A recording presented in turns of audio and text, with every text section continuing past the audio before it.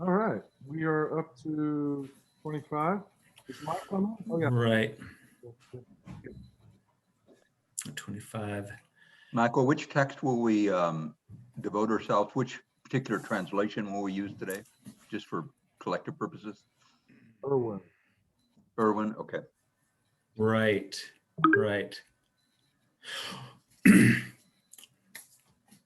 All right. It seems like it's 7 after. I think I'm going to launch into this. First of all, I want to say welcome to everybody. It's incredibly gratifying to see this much interest in Aristotle, the absolute last thing I would have expected. So I don't know what all your individual motives are for joining, but I'm very glad you have them, and we'll see what we can make of this together. Um,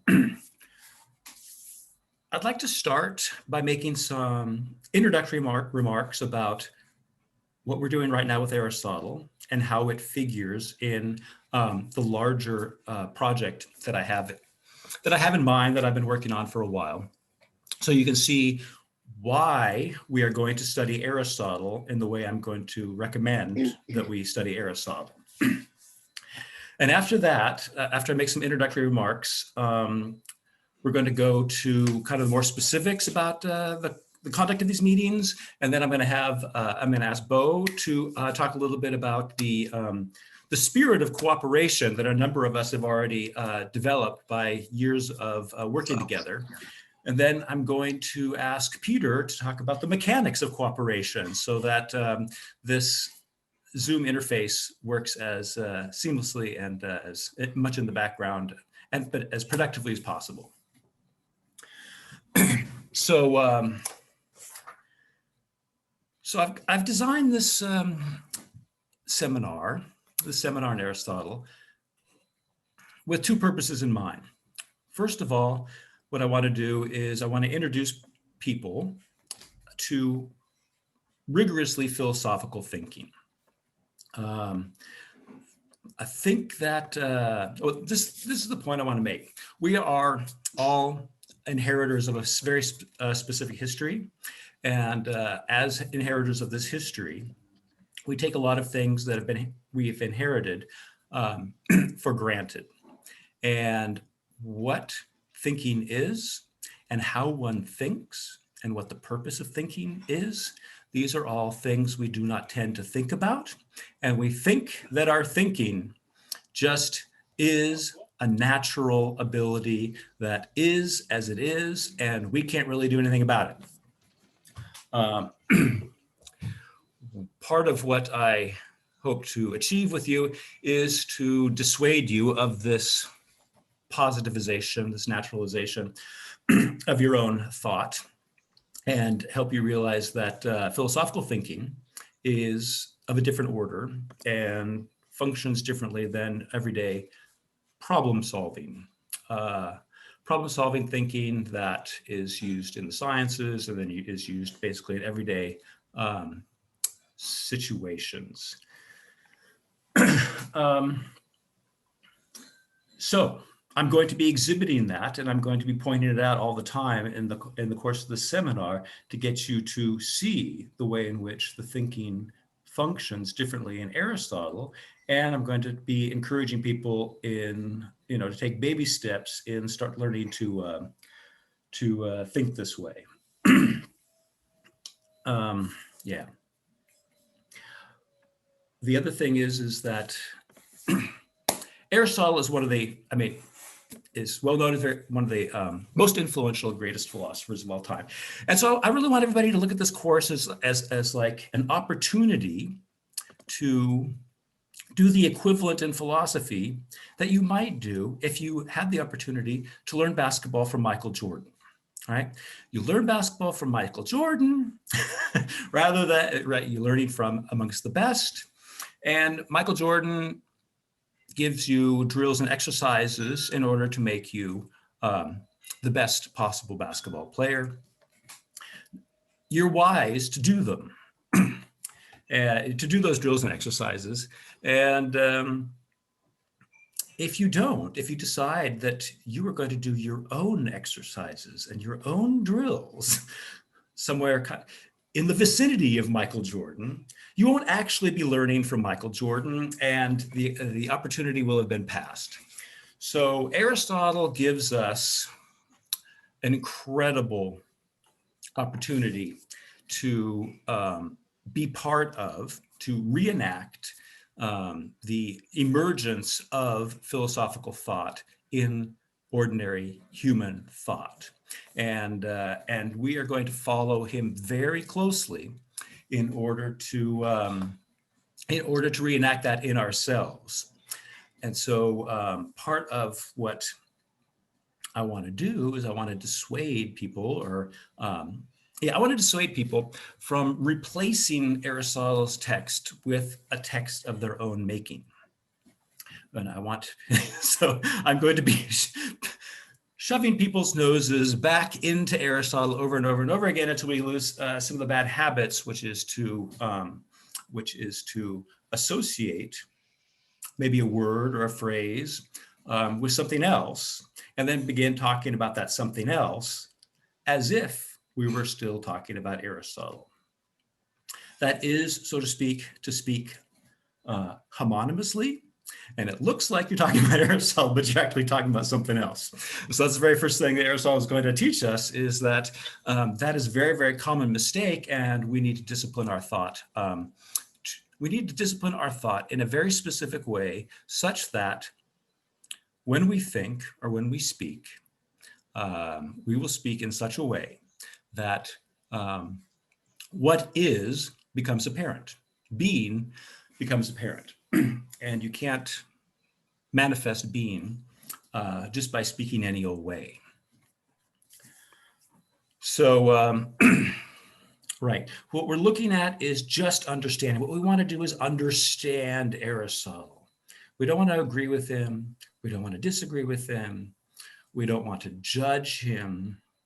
Right? We want to attain the kind of comprehension that is required to be able to judge what he's achieved, and rather than prejudge it before understanding it, which is clearly the root of prejudice.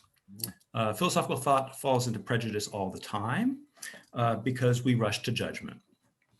And so we can, at the end of Aristotle, when we've seen how the various parts interlock and mutually reinforce each other, at that point, I think that it would be stimulating to step out of Aristotle briefly and then just talk about what one's understood, what new questions have been opened up by virtue of this self-discipline, and where these lines of thinking might be going. So in that sense, we can begin to do what Gadamer called, or to enact what Gadamer called the fusion of horizons, such that by reflecting on what we've understood, we will begin to see its limits. And but we will see those limits from within it, and not by taking an external standpoint and judging it from out there. So okay, that's the philosophical dimension, right? Where it is my aim to make us as philosophical as possible, according to the conception of philosophy I just adumbrated.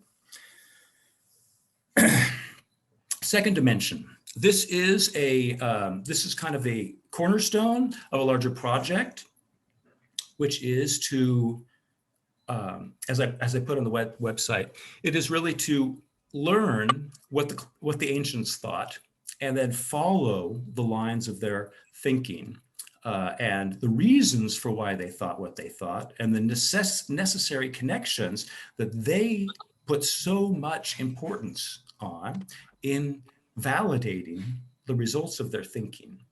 And we're going to do that, and we're going to, well, at least whoever wants to join me, we will create a foundation in Aristotle and Plotinus, so to speak, the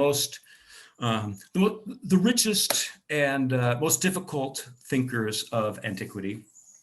And then using that as a basis, we will read some Augustine, we'll read some Boethius, and we'll read some medieval thinkers and enter into modernity from the backside. Right? I call it the re-entry into modernity, so that we can then evaluate to what extent necessary connections have been lost, to what extent lines of thinking that are continuous through antiquity are continued in early modern thought, and begin to better assess this break or this hiatus between lost antiquity and contemporary modernity. So it's an unusual. You want us to play? Oh, somebody's microphone's on that might want to mute for a second. Did you want to? I'm No, just- continue. I'm gonna preemptively mute everybody else's microphone. Oh, I think it was Jamelia. So yeah, but anyway, so this is right. We are laying down the foundations for the success of this project, because we're going to read Aristotle, and then we're going to read Plotinus, not from our vantage point, but from Aristotle's. And then we're going to read Augustine, not from our vantage point, but from Plato and Plotinus and Aristotle's, and on and on and on. And we're going to accumulate a very thick and rich and concentrated philosophical awareness of what happened in about 1,500 years of philosophy before we hit modernity. Now, this is obviously a long-term project, and some of you might want to accompany me all the way through. Some of you might want to fade in and out. It's all okay. It's going to happen no matter what. But the Aristotle piece is obviously the essential piece, because it's through the Aristotelian comprehension that that Plotinus's contemporaries thought about Plotinus. It's through the Plotinus Aristotelian comprehension that Augustine made his conversion to Christianity and imported Platinian Neoplatonism into the bases of Christian theology. And it's against the understanding of Augustine, Plotinus, and Aristotle that Boethius, the last person who could actually, the last great intellectual who could actually read Greek in the Latin West, developed his own philosophical theology and wrote his classic work, which was very much read in medieval times, The Consolations of Philosophy. So Aristotle is the absolute foundation for all of this. Okay, I'm gonna, I did see someone's hand raised. I'm gonna take a quick break before I continue with the introduction, which is almost over. I know everybody's raring to get to Aristotle, but I wanted to give you kind of a sense of what the function is of this seminar. So I did see Richard and Mike. So Richard first, please. Just actually a logistical question about whether this seminar is going to continue to be hosted online indefinitely. I guess people are forecasting that the pandemic will allow in-person meetings, like maybe in June or July or something like that. Right. And what I want to do is, as long as there's interest online, I'm going to continue doing it online. For the people in Portland, I want to meet face to face, and so we will do some of this face to face. As a matter of fact, we'll do everything face to face for the people in Portland, and anyone in Portland who wants to join and who finds themselves enriched by our online conversations from our more regionally diverse crowd here, then they will obviously be able to continue to participate. But I'm committed to doing both. Cool. And Mike, what was your remark? Oh, I was just going to ask on behalf of Tom, if that's okay. He was just asking why Plotinus? Why moving on to Plotinus? I don't know if there's an easy answer. Oh, well, okay. The short answer is Plotinus speaks Plato, but his vocabulary is Aristotelian. And so a slightly longer answer is that the Platonic writings, especially up to the late ones, were largely protreptic. They were meant to lead to philosophical insight, but as Plato states in the seventh letter, his ultimate philosophy he would never write down.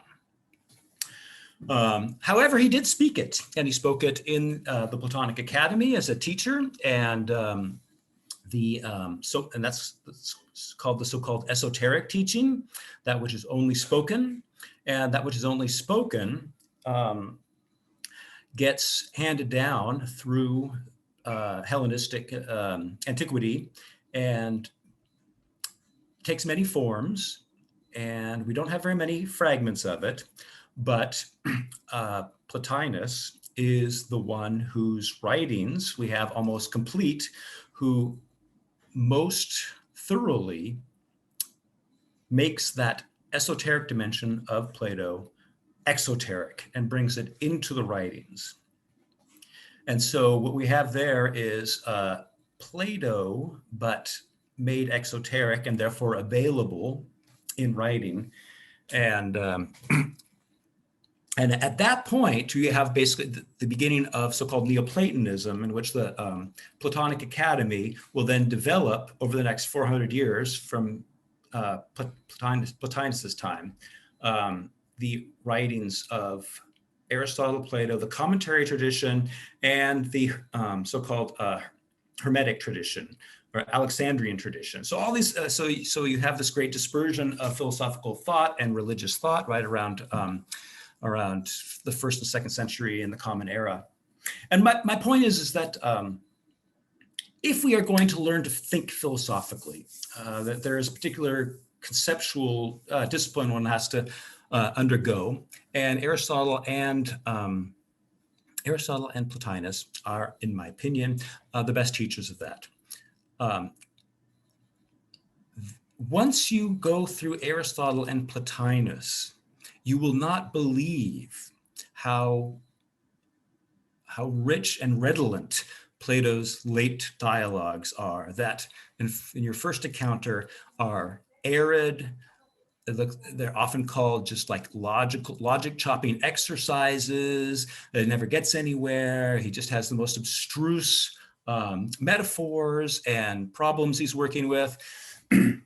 Right? I promise you, having gone through Aristotle and Plotinus, Plato speaks philosophically much more clearly than if you don't go through that, if you don't take the detour. So there's that. Yeah, I hope I don't see Tom, but great question. I am circumventing Plato. Plato is, I think, okay. So I have an attitude about about contemporary thinking, and I'm very I have a problem with a lot of it. And the first encounter with Plato, in my opinion, largely accidentally reaffirms many of our bad habits that get us away from philosophy and get us going down other roads. And so what I'd like to do is eventually get back to Plato, and having learned all this other stuff, and then read him as, read him as the way the contemporaries read him, not just as one who leads to philosophy, but that the whole philosophy permeates the dialogues without ever getting said directly. They're the greatest masterpieces, philosophical masterpieces of all time. But for that very reason, they require the most preparation to engage with. Okay, awesome. Thanks for the questions. Let me see. Maybe now is a good time to maybe now's a good time to ask Bo and Peter to take center stage for a little bit. Maybe with a little bit of background, about 8 or 10 of us have been doing philosophical work together for a couple of years, and we found it to be very incredibly enriching, incredibly stimulating, the way we do it. And so we want to the best of our ability, recreate that atmosphere here. And so I'm going to turn the floor over briefly to Bo, and he's going to talk a little bit about, kind of what we've managed to, or the way we work together, and as kind of to stimulate people to participate in the way that I think might be best. And so anyway, go ahead, Bo. Hi, everyone. I'm Bo McFarland. I'll be running the meetings from here on out, the Zoom part, not talking. As Michael said, about 10 of us have been studying together for about 2 years. And one thing what I want to do is share with you basically our norms and the way we operate, because if we don't tell them to, you don't know what you're walking into. So what we want to do is we like to focus on the text, and we're not here to look at philosophy like it's literary theory. We're not here to have individual reactions to a philosopher or to a particular text. And I think that Michael said it very well in his preamble, that critique of the text can happen once we understand the text. And so at the end of this, what we started in Aristotle, we'll certainly do a recapitulation. But we're not interested in firing off now on page 1 or page 30. We want to understand what's in front of us and what the author intended. And so we're a very text-based group, and we found it works very well to be that way. And when people have other things they want to talk about as an aside or something, what we like to do is we leave that to the end of the conversation. So, because what we want to do is, if you have an insight or something to say about the text, we want to keep it brief so that we don't end up on a tangent away from the text. So, I mean, if you have some little alliteration, that's okay, but please keep it really short and succinct, because we just want to understand the text. We're here to learn Aristotle.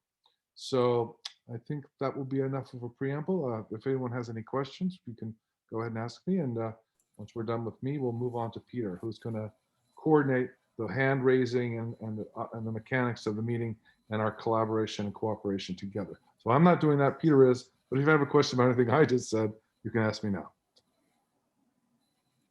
Okay, good. Peter, please take the floor. Hi, I'm Peter. I'm just going to act as a moderator. I'm actually basing this off of Gene's group on the Hegel.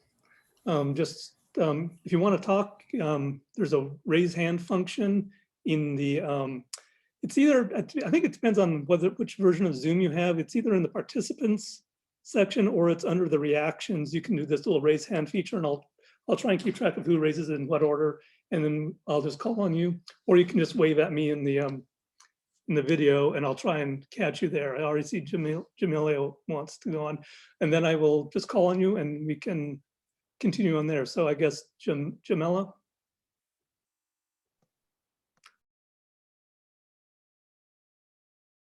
You're on mute still. Hi.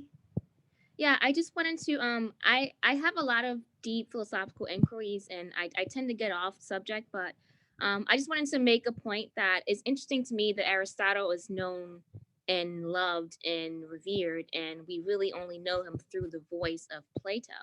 And I find it very interesting that he did the esoteric teachings in a way that was very live, very spoken, and very secretive.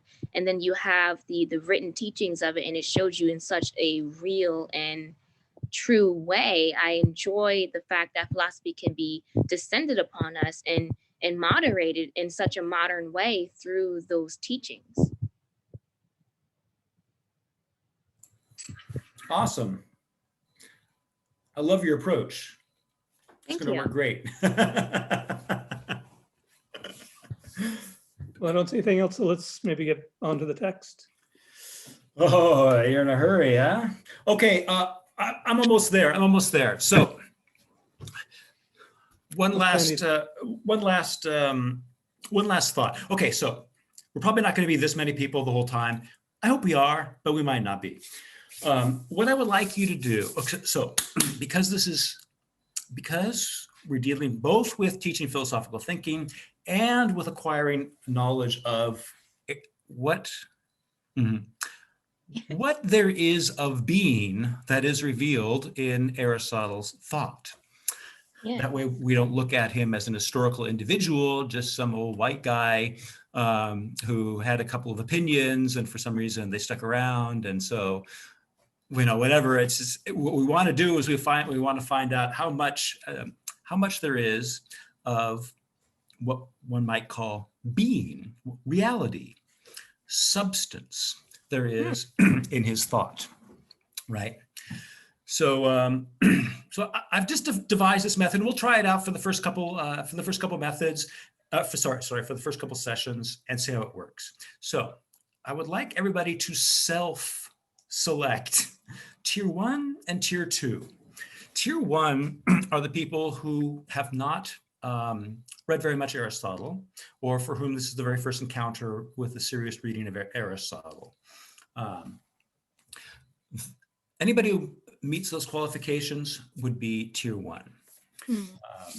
Tier 2 would be people who have written about Aristotle, who have conducted several seminars themselves on Aristotle, who have attended a number of seminars on Aristotle and have a pretty broad exposure to the majority of his works. There's going to be some of you out there like that.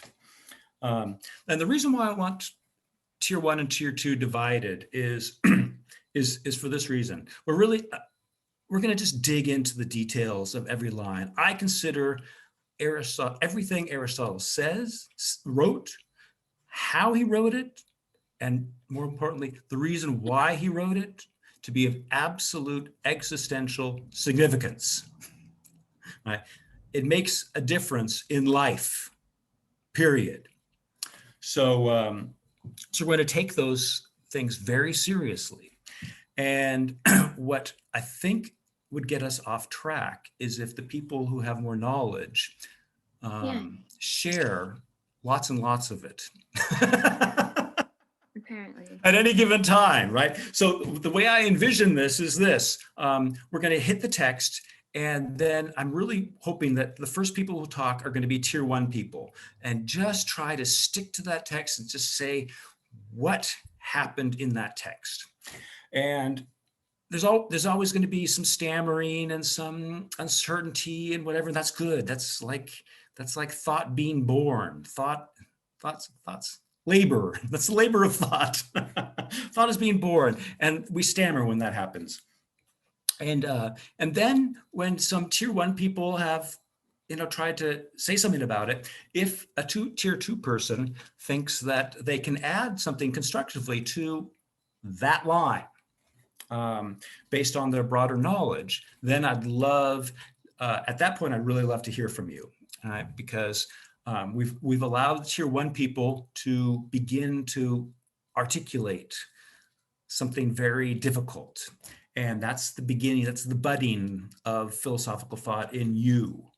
And, but we don't want to just stammer. We actually do want to come to a comprehension. And so to the extent to which people with more knowledge can then kind of join in and concisely add something to it that opens it up and illuminates it, fabulous. That's great. Sandy's had her hand up for a while. Sorry, Sandy, go ahead. Oh, sorry. This is just a boring technical question. I know that you've already moved on from that, but No. I just wanted to know about, since it's a text-based group, and we're all used to meeting in person. Well, not anymore, but we did at one point, and some of us had screens, some of us had, physical copies of the book or whatever, but none of us we didn't have the issue like we have in these groups where somebody had to like put the text up on their screen. And I was just wondering if is somebody going to be the designated person who is the text, and then we have multiple versions of the text or translations. And I mean, I think it probably makes the most sense that you just stick with one when we discuss it. Like, even if I read a different version, whatever, it's the same text, right? So it might be different. But I was just wondering, are you going to be the text or somebody else? And how is that going to work? Because I just know from my group that it's really kind of exhausting to be the leader of the group and the text at the same time. But maybe you can do it more easily. But because I don't have a physical copy of this book, I would have to then have like my Kindle and then look at the screen at the same time. I think it's just easier when we can look at the text together on the screen. So I was just wondering how that was going to work. I will be the text, Sandy. Oh, okay, great. Yeah, but you do bring up a good point. And this is just kind of like a question of text. When I first conceived this course, I wanted to save a bunch of people money. And that's why I got the Irwin selections, because I thought, well, it's pretty inexpensive online, and translation serviceable enough. But I think that there's more text of Aristotle that's not in the Irwin selections that I would like to be working on with you. And so I guess what I need to know is, are most of you cool working with PDFs? Because I think I can get PDFs of just about any text. As a matter of fact, I even have this thing right here, which is my own private scanner. So I can actually create PDFs for anybody, for any text, if you're okay with doing that. So what I would like to know right now is, who's committed to buying every book that we look into? Can I get a show of hands? Yeah, that's me. But I'm cool with PDFs too. Okay, let's see. I only see. Okay, cool. So if you're committed to buying texts, then, well, I love it. But yeah, at this point, I'm not quite sure what to do. I am going to try to be very reliable about getting a PDF on the Meetup site, the very one that we will use to read out loud together in our meetings. Okay. I do. If people want to hit me up with messages, what text should I buy? I'm very happy to answer that in terms of the best. The better translations. There are funky translations, and this one is a little bit of a funky translation too, but that we are using today. So that's kind of where I'm at right now in terms of that. I will always offer the PDF, and if anybody who is committed to buying the books, send me a direct message and over the Meetup site, and I will make some book recommendations for you. Is that cool, Sandy? To basically get yeah, that's fine. That's fine. It's I just think it's important that we can look at the text, because, well, not to mention that everything else is so distracting when you do it from Zoom. Yeah, exactly. So I mean, I wish I had made a PDF of the other translation that I posted, because I like it actually better than this Irwin translation. But we're going to use this Irwin one for right now. Mike, get your hand up. You answered my question. I just wanted to be sure. So we're using the Irwin. Yeah, for today. Okay. For today. All right. So let's jump in here and see what we can do with the beginning of Aristotle's slots. Now, since I tend to talk, I love it when other people offer to read, so we get other voices. I'll read. Sorry, I didn't. Sweet. All right, so let's just read this first paragraph, and then we're going to take it apart. Okay, first. Mm-hmm. You want me to read? Yeah, yes. Different relations between words and things. By the way, when it has these like brackets around it, is that something he wrote, or is that something that the translator is put in there? Brackets like pagination? No, these brackets, like different relation between words and things, like the titles of the. Oh, right. Yeah, that's all. Those are all interpolations by the editor. Mhm. Oh, Yes. okay. Yeah, I was wondering about that. So, okay. 1, if things have only a name in common and the account of the essence corresponding to the name is different for each, they are called homonymous. Homonymous. Thank you. Both a man and a painted animal, for instance, are animals homonymously. Can you help me? Homonymously. Thanks. Perfect. For these have only a name in common, and the account corresponding to the name of the essence is different. For if one says what being an animal is for each of them, one will give a different account in each case. Is that it? Yep. All right. So the categories. Nobody knows why he calls this book The Categories. Oh, yeah. So nobody knows why he calls them the categories. He doesn't even use the term very often in this book. But this book is the foundation. For thousands of years, or at least 1,500 years, people who study philosophy, this was the first thing that they were expected to read. All right. So I thought, well, why not us? So I'm purposely leaving out an introduction as to what the categories are. We are going to find out what the categories are and what the purpose of this treatise is in virtue of reading it. So we have to be a little bit like archaeologists, and we have this papyrus, and we're making it out. All right, and the very first thing of this absolutely fundamental writing, Aristotle gives us a difference between homonymy and synonymy. All right. Garth has a question. Okay, thanks. Go ahead, Garth. Yeah, I think a lot of Aristotle's works were like compiled from his lectures and published through other people. So a lot of the names were given by other people to his works rather than things he picked himself. Right. So maybe that's the case with this one. I don't know for sure. But I think it's the case with metaphysics, for example, that actually was just after the physics, which is why it got that name. Exactly right. So we're not even going to worry about the title of this. We're just going to find out what he's giving us. So if things have only a name in common and the account of the essence corresponding to the name is different for each, they are called homonymous. All right, let's just work with that. So does anybody have just well, let's see his example. Both a man and a painted animal, for instance, are animals homonymously. For these have only a name in common, and the account corresponding to the name is different.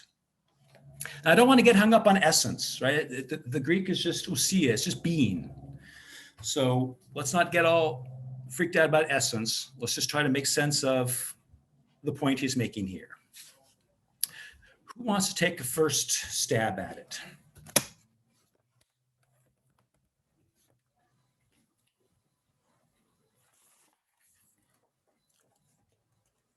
What do you think he means that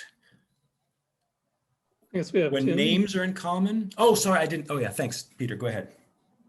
You're the moderator. Yeah, I think he was just pointing out that I just raised my hand just as a way to kind of answer what you're asking here. Beautiful, thank you. I think that it's in name only. It's kind of that concept that they have the same name, but because they have no common account of their otherwise, let's say no common account otherwise, it is in name only that they're called the same thing. Mm-hmm. And therefore it's homonymous. Such an irritating term. Yeah, it is. You don't say it very often, so it is hard to regurgitate. Homonymous. That's my stab at it. Cool. Anybody else want to add anything to that? Well, I think you gave us the secret. Their being is not the same. one is in a painting or whatever, and the other is an instantiated body in front of us. Their being are utterly different than what the name. The name is the same, but the being is different. Exactly. It's like we also have Tom, and Bo didn't raise his hand, but Tom, go for it.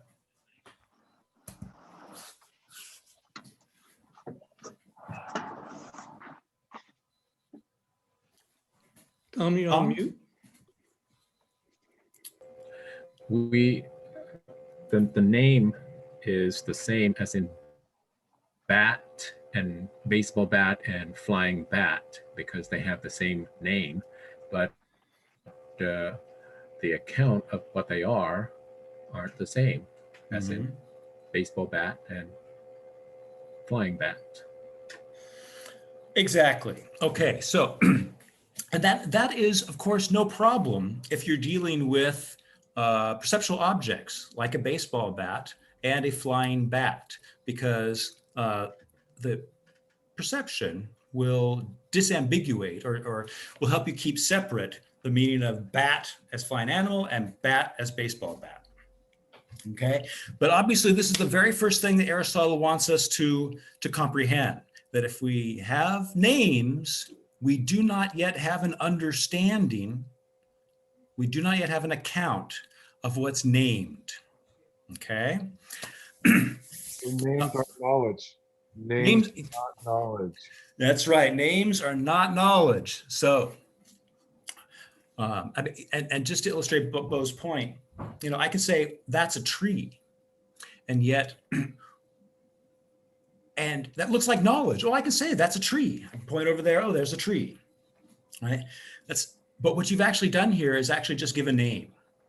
And because being able to pick out something that fills the description of a tree doesn't mean you know what makes a tree, what makes it different from a shrub, right? What makes it alive, how it's different from animals, how it maintains its life, right? All of that stuff that is the knowledge of the tree is not given to you by virtue of your ability to name it. So naming gives us the sense that we know something. But Aristotle's first point is it's not knowledge yet, people. So looks like we have Gene and then Jamila. Okay. Yeah, so very briefly related to this issue of the account of the essence. So perhaps we could ask, you know, if you ask of a man, in virtue of what is a man an animal, right? You might give a description of some of the biological characteristics of a man that make it an animal, right? So that's the kind of the essence, I take it. Then if you ask of a painted animal, then you would say, because it resembles an animal, right? That's in virtue of what a painted animal is an animal. So I think that's a way in which the account of the essence differs quite dramatically, whereas the name is the same. Exactly. I like that. Thanks, Gene. Jamila? Oh, you're on mute. Sorry. Yeah, I was just thinking, basically the way Aristotle put it, that it's interesting that the name has knowledge yet. It's not knowledge and yet it's people, because we are expected as parents to name the child before we know it. How do we have knowledge? Right? Where does the knowledge come from, therefore? Yeah, no, totally. It totally makes sense. So Bo, if you could put the... So how do we know when a tree is a tree? Is it a tree when it is a seedling, or is it a tree when it's full grown? No, that's exactly right. That's exactly, so it's this, that's exactly going down Aristotle's path that we need to understand, right? Is the seed and the tree, are these two different things, or are they one thing at two different times? How do we know what a thing is so that we can? And they're synonymous, but not homonymous. Okay, well, you're jumping ahead. You're going so fast. Okay, we're going to slow down here a little bit. Peter, go ahead and moderate. The essence of being. That's my philosophy. Excellent. Looks like we have Tim next. Yeah, just a very quick comment. It's interesting the point that you're drawing out of this is that if you can name something, you don't necessarily know it. But it's interesting in our culture how a lot of times people will try to defeat something simply by giving it a name. Exactly. And Exactly. if you can name it, then you can dismiss it. Yeah. If you ask, if you ask people, well, yeah, show me your knowledge, right? And then they'll say, well, that's a tree, right? It's like, okay, yeah, okay, that's not knowledge yet, folks, right? So why? So let's just think about this. Why would Aristotle want us to focus on this?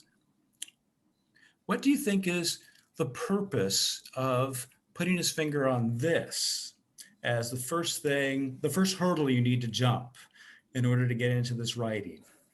I think Sandy had a comment. Yeah, Sandy. Oh, I was just going to add to that thing, like the tree example. Sorry, but Please. I mean, I didn't think about it. I mean, I guess a lot of us don't think about this very actively, but it just kind of reminded me of when a child is learning to speak, and they, like you said, they're basically just learning the names of the objects that come into their path of perception. And I mean, I guess as a parent, you get excited when they're see a tree and they say tree because you think that they learned something. And I guess they did learn something. I mean, it's not that they didn't learn anything, because we see that language, only exists in human beings. So that's obviously some form of knowledge. But I mean, we also know that they don't really know what a tree is, and maybe we even as parents are not that informed about that. And if they want to learn that, they would have to go to school or have a teacher or study the ology of that particular thing that they just named. So it's kind of like, I mean, it's interesting, and I guess I never really thought about it like that before. Like, why is language not knowledge in that sense? Why even when people speak, do they also have to learn what they're saying, I guess, what those things mean? And it's more than just literacy, I guess. We just tend to think of language in terms of literacy, in terms of reading and writing, but it's like, actually, no, like in the example of the child learning to speak and saying a word, they actually have to later on learn what that actually is. And a lot of times they don't. Right? No, of course, most of us don't. Yeah, exactly. Yeah, most of us don't. Yeah. Okay. Yeah, one definition of philosophy I've always loved is learning to understand what you've been saying all this time. So it looks like we have Tyler, then Richard. Excellent. Yeah, I was just going to point out that someone can see a tree and call it a tree, but it's one thing to call something a tree just with a name, right? Naming that object. Oh, you just cut out. This is tree, and another to pick it out as a tree, which means you already have some sort of, you have some set of criteria by which you've picked it out as a particular kind of thing. Yeah. Rather than just given a word to what you see. Right. So good point. There is more knowledge involved in naming, but it's tacit knowledge that hasn't been made explicit yet. No, I totally agree. Richard.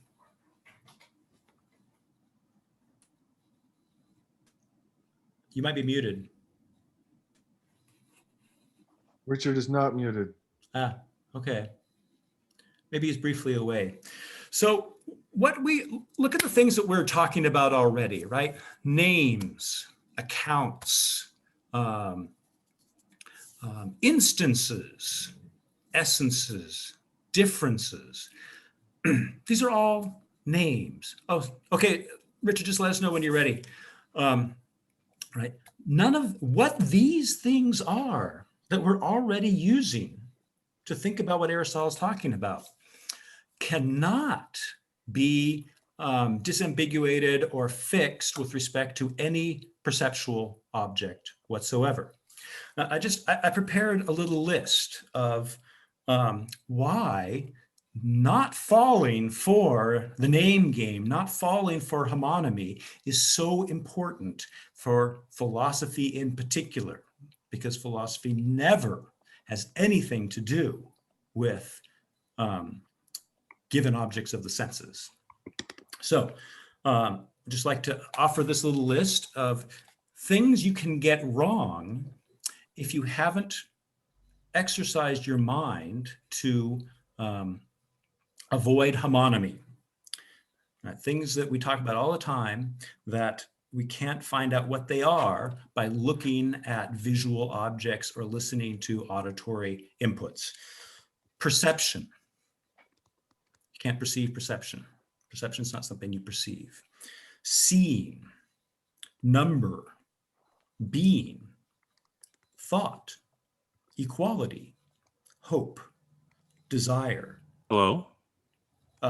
Yeah, we hear you now. Oh, sorry. I was also running the test within Zoom for audio. You guys can hear me? Yeah. If you could hold off just 1 second, I'm in the midst of enumerating some things that if you focus only on a name without separating accounts, you're going to screw up thinking about these things. Perception, seeing, number, being, thought, equality, hope, desire, justice, the state, peace, order, structure, process, mind, soul, spirit, necessity, infinity, time, space, reality, love, nothing, existence, essence, contingency, quantity, quality, relation, norm, idea, judgment, connection, God, physical, matter, mental, event, knowledge, error, will, grace, autonomy, heteronomy, definition, difference, identity, unity, plurality, inner, outer, motion, change, rest, part, whole, element, organ, logic. Every one of these requires that we differentiate the senses so that just having the name of any of these things does not yet give us knowledge. And philosophy is nothing other than the obtaining an understanding of all of these things and all of their mutual interrelations. And they can only, all of the things I listed are, well, they are ways in which all the other things. Oh, nice. Right. So all of these things are things that are explicated through the other things. And so if we think that we just use the word structure without thinking through the problem of homonymy or the problem of existence or the problem of plurality, you will get into horrendous confusion, right? And so life should have been on there. Yeah, that's too bad I missed that one. Richard? I can't be a completist, but I hope everybody gets. Every one of these terms require us to separate out the senses so that we focus not on the name but on the account, right? And only in the account are we talking about something unambiguously. Okay, go ahead. Richard wanted to say something, and then we got a couple other hands. And then we have Richard, Jamila, and then Garth. Oh, well, I don't know if this is like jumping ahead or whether there'll be like additional vocabulary or much further discussion on this, but like in an earlier session this week, I thought it was useful in that situation to disambiguate the meaning of knowledge, I guess, like say from the French, like savoir versus connaître, like to know something factually or to be familiar with, like to have experiential kind of knowledge. Yeah. Right, that's good, because that's exactly dividing two different or separating two different senses of knowledge so that we don't get lost in associational details. Go ahead, whoever's Does the next. distinction in Greek, does it have that distinction? I was wondering, or? There are quite a few numbers of words in Greek for knowledge, and so you can't map them directly onto the French distinction. Or English, okay. So we have Jamila and then Garth.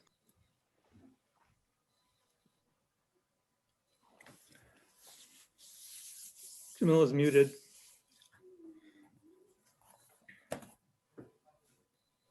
Jamila, you're muted. Garth, you might as well unmute yourself now so that you're ready. Yeah.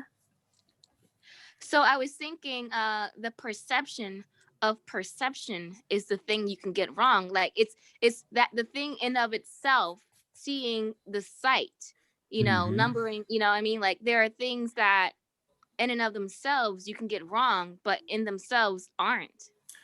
No, yeah, that's super interesting. Yeah, it's interesting that, like, for instance, a perception. I know I perceive, but I don't. But perception isn't something that's colored, so I can see it, or it doesn't make a sound, so I can hear it. Right? Perception is somehow in. I mean, Aristotle makes a big deal of being in. Right?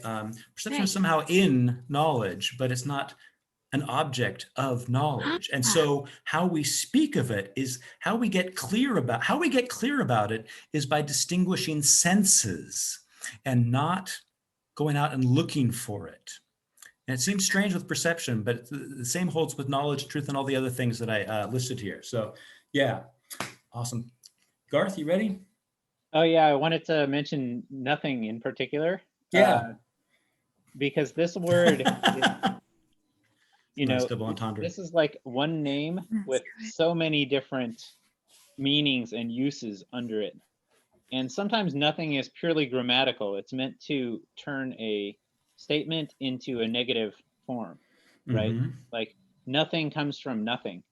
Like the first nothing in this has to be different than the second nothing in that phrase. And so it's just an endless source of debate and error, I think, in philosophy. Right. No, exactly right. And that's why we need methods to get clear about it. And Aristotle's giving us he's giving us those methods. Say a couple hands. Go ahead, Peter. Oh, we have Tim and then Philip. Awesome. Thanks.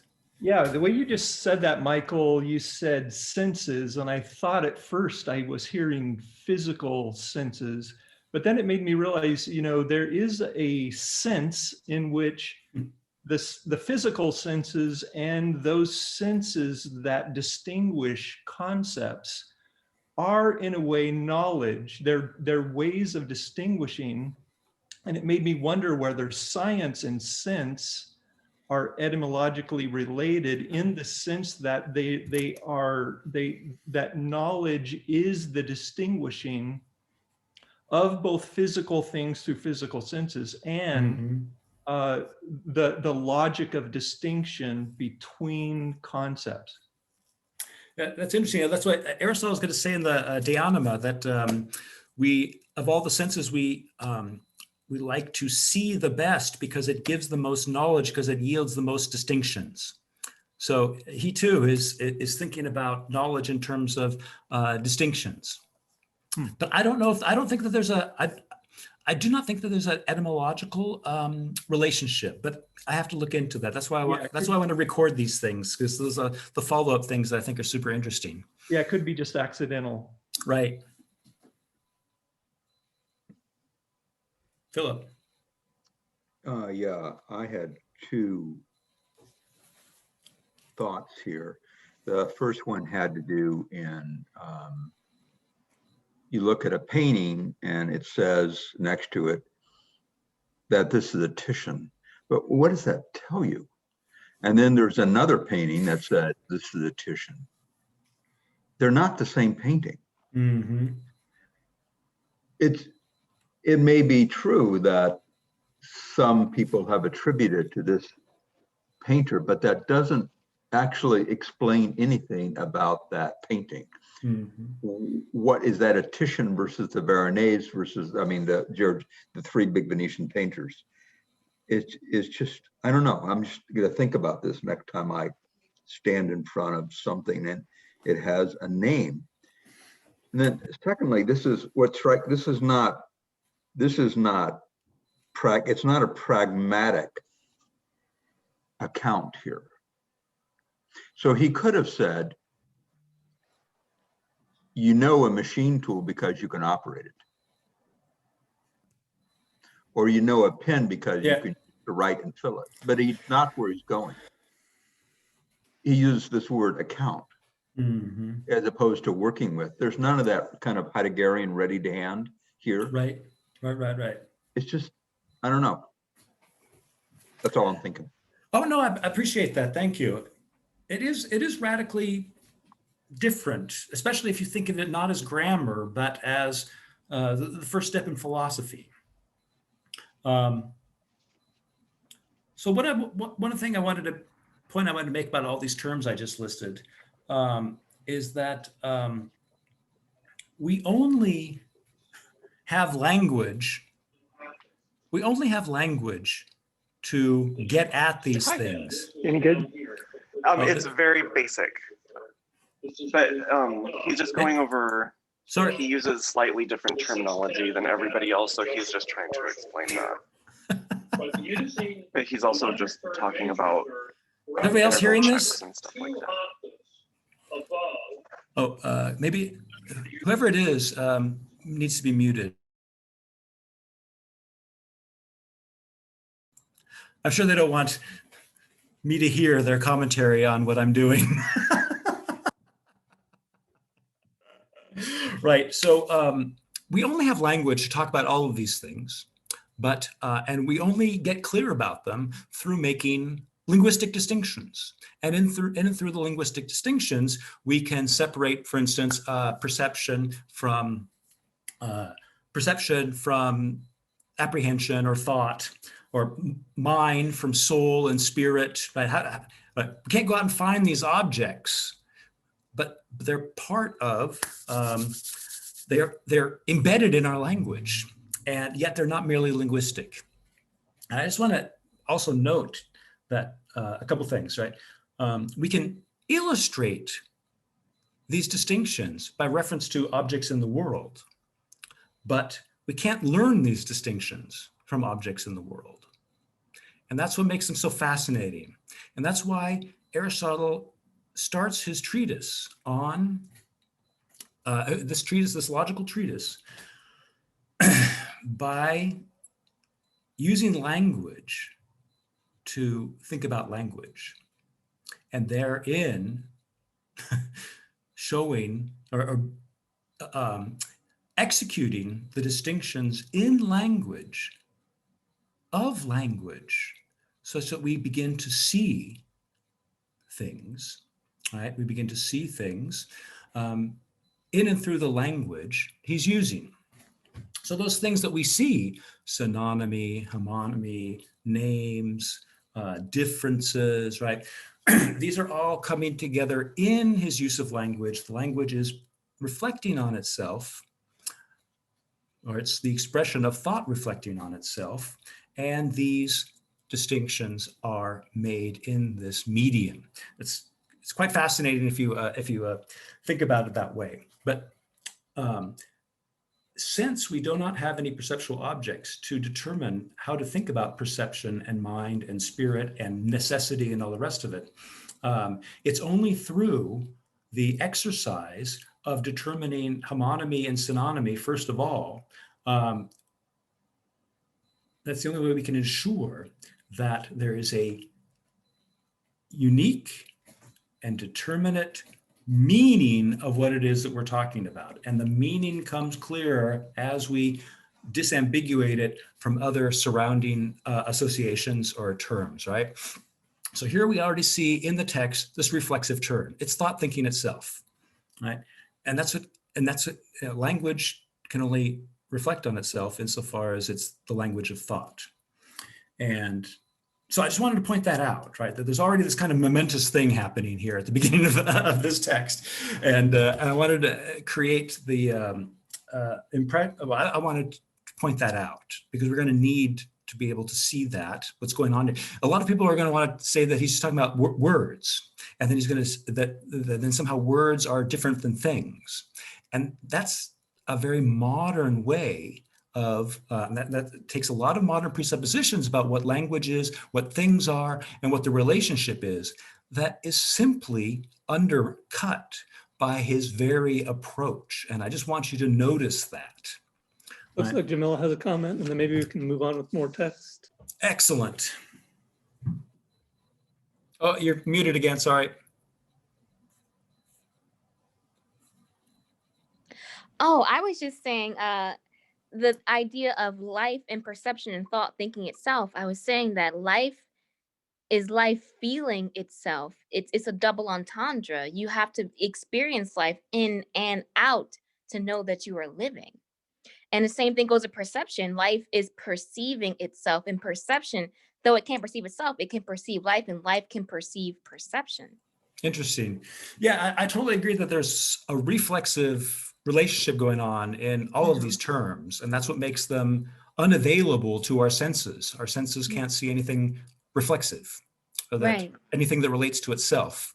Our senses are incapable of perceiving. Okay, yeah, thanks. That's awesome. Yeah. Let's take Peter's suggestion and make a little bit more progress in the text. Whoever, if our text person's here to throw it back up on the screen. Do you want me to read again? But yeah, I'd love it, but just a sec.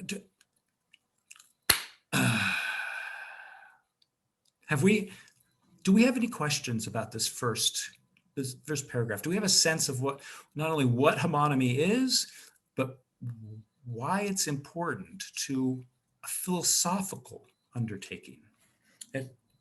I'd love to hear somebody just try to say that based on their understanding of the conversation that we've had. I can say something. Cool. I'm gonna borrow some terms that we who all know each other are familiar with, but maybe I hope that it's clear to the other people. So homonymy is a problem because we're not really able to get at the distinction to what would make it clear to us how one thing is different from another thing. And as long as those distinctions are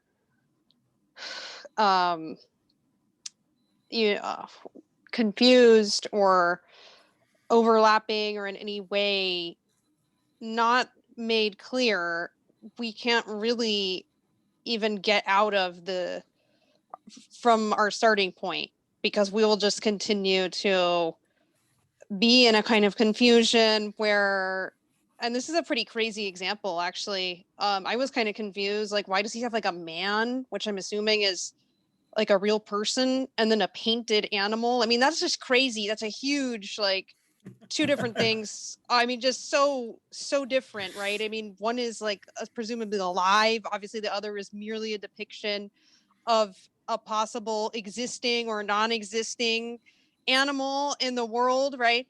So it's like, I mean, maybe that's why he picked these two crazy examples, because we see with the homonymy something as actually distinct as that is made indistinct when you just use the names. Nice. Very nicely done. Yeah. So, I mean, we haven't really talked about it, but it is kind of interesting. Maybe we talk about that just briefly, right? That Peter, you did look at Kosman before. Did you want to bring up the animate versus animal, or if you don't want to bring that up yet, that's totally okay. But I want to open the floor to you because I think it's clarifying.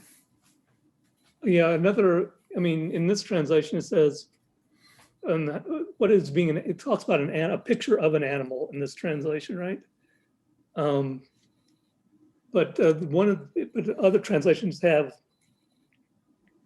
animals had both of man and a picture, but not necessarily a picture of an animal.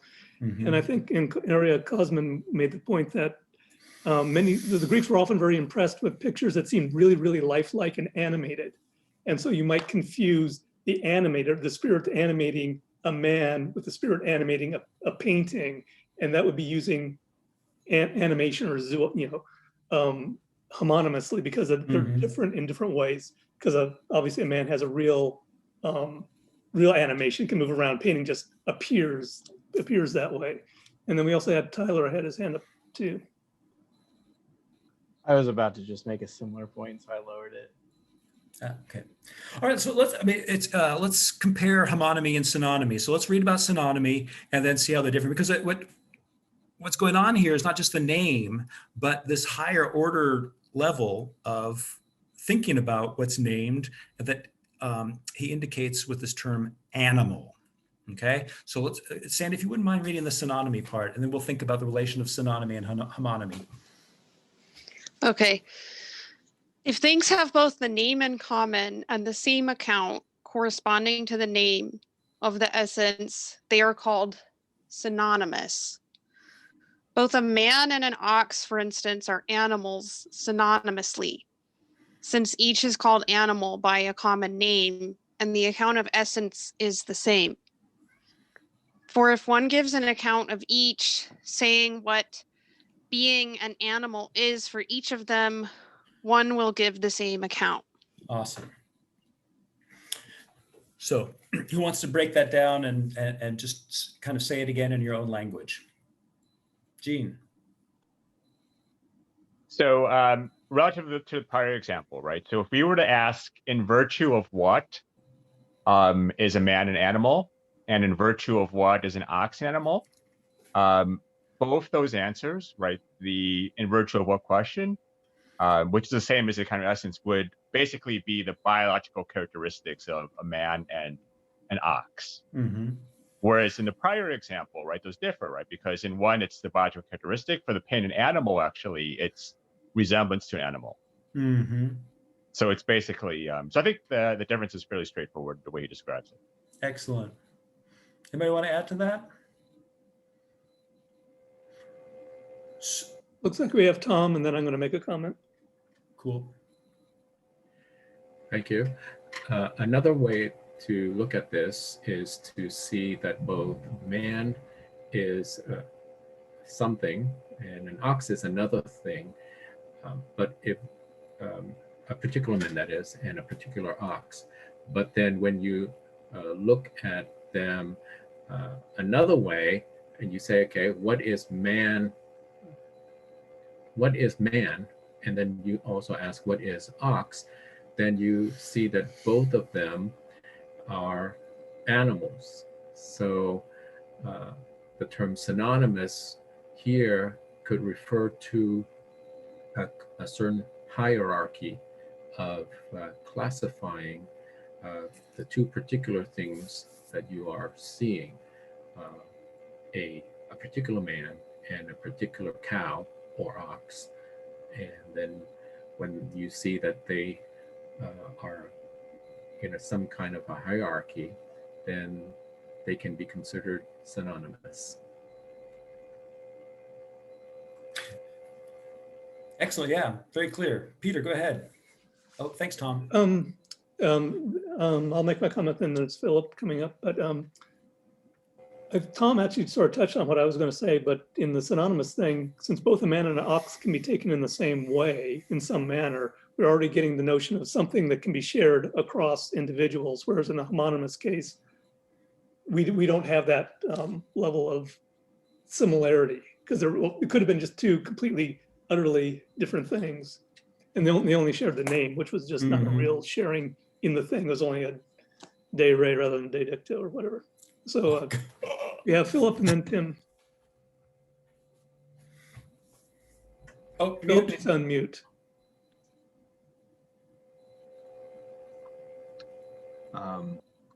Is he talking about, is he introducing mediation here?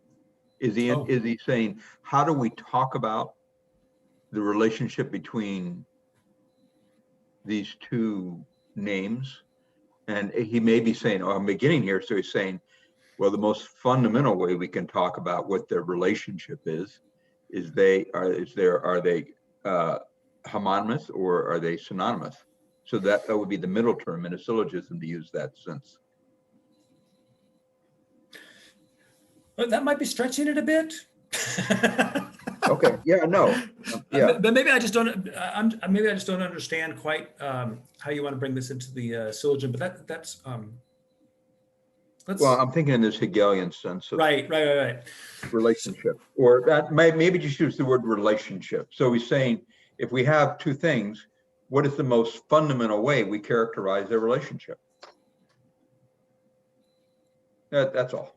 Right. And I don't think that there's anything fundamental about this. I don't think this is like getting closer to the nature of these things, but it's getting closer to how we bring language, like a kaleidoscope, how we bring language into the kind of how we sculpt it in such a way so that being, to use a phrase, to coin a phrase, so that being can shine through. Right? If we don't turn language and we don't sculpt it and bring it into a relation to itself in just the right way, we're always confused and being never shows through. Right? But what Aristotle is showing us is with the proper use with the proper reflection of how to use language in such a way that language doesn't get in its own way, right? Then language can be also a source of comprehension of things, namely all the things I just talked about, that huge list I made. So yeah, thanks. It looks like we have Tim, then Garth, Clark, and Greg. Yeah, I was just thinking here that, animal isn't really something that you can see. Right. It's not something that can be perceived through the senses, even though we think of like a man as an animal, an ox as an animal. Right. But really, it's neither a man nor an animal. It is something that isn't physical, and it is only a concept. And so when we're using well, actually we lost the text there. I was going to focus on that, but he said both a man and an ox, for instance, are animals, since each is called animal by a common name. Right. The language, the word animal is getting at a concept. I don't know if concept's the right word for Aristotle or not, but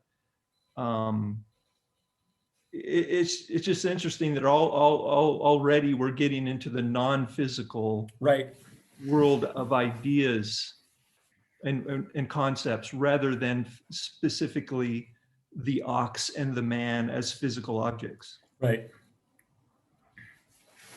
Totally agree. So it looks like we have Garth and Clark, Greg, and Charlie.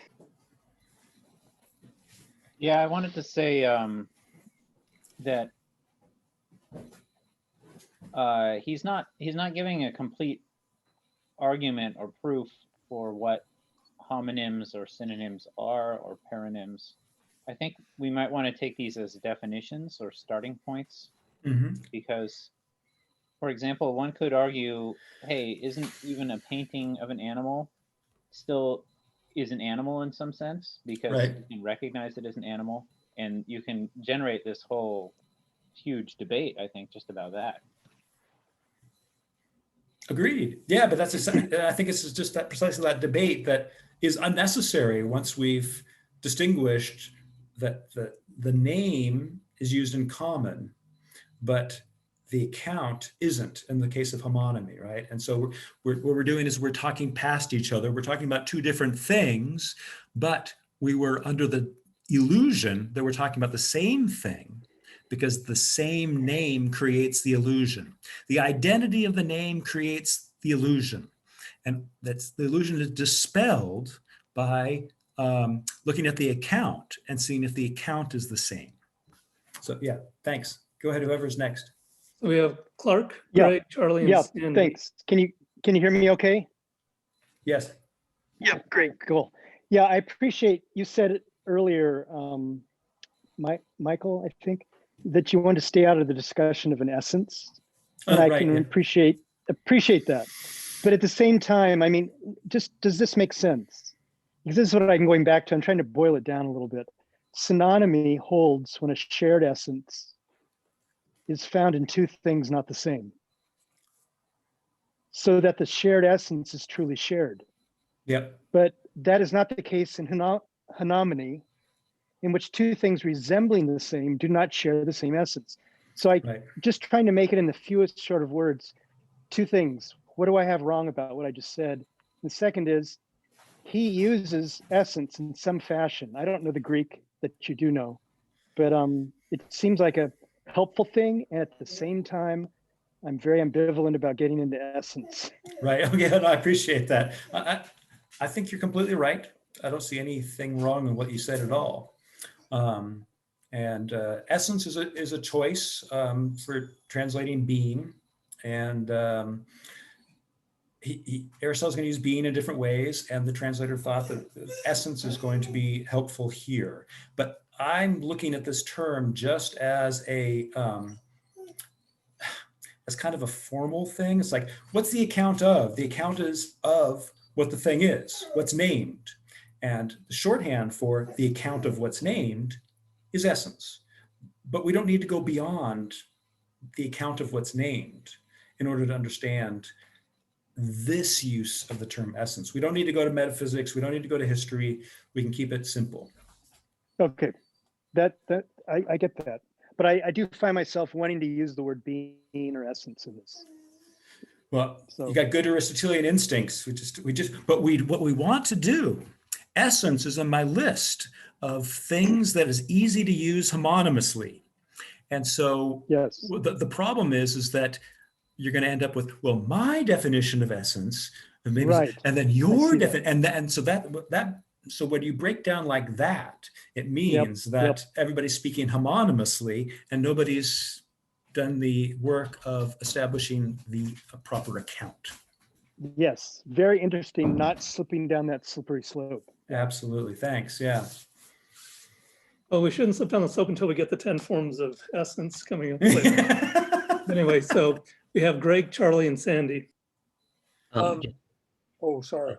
Just briefly on the point of just even raising the idea of syllogisms. If you use terms homonymously, or if you use homonyms in a syllogism, you ruin the syllogism. And correspondingly, you have a syllogism that looks good, but is in fact bad or invalid. Beautiful, yes. So it's relevant, yeah. Here. Absolutely right, yeah. You cannot reason if your terms are homonymous. Excellent. If you can't reason, you can't establish a conclusion. You can't argue, you can't justify, you can't, yeah. So no, excellent point, thank you. Charlie, you're next. Yeah, I was just interested in his example here of a man and an ox to be synonymous. And I see how that works, but why didn't he say an ox and a horse?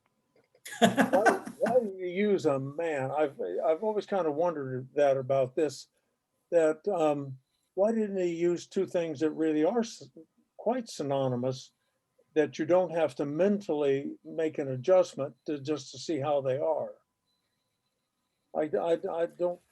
Because philosophy is all about making mental adjustments.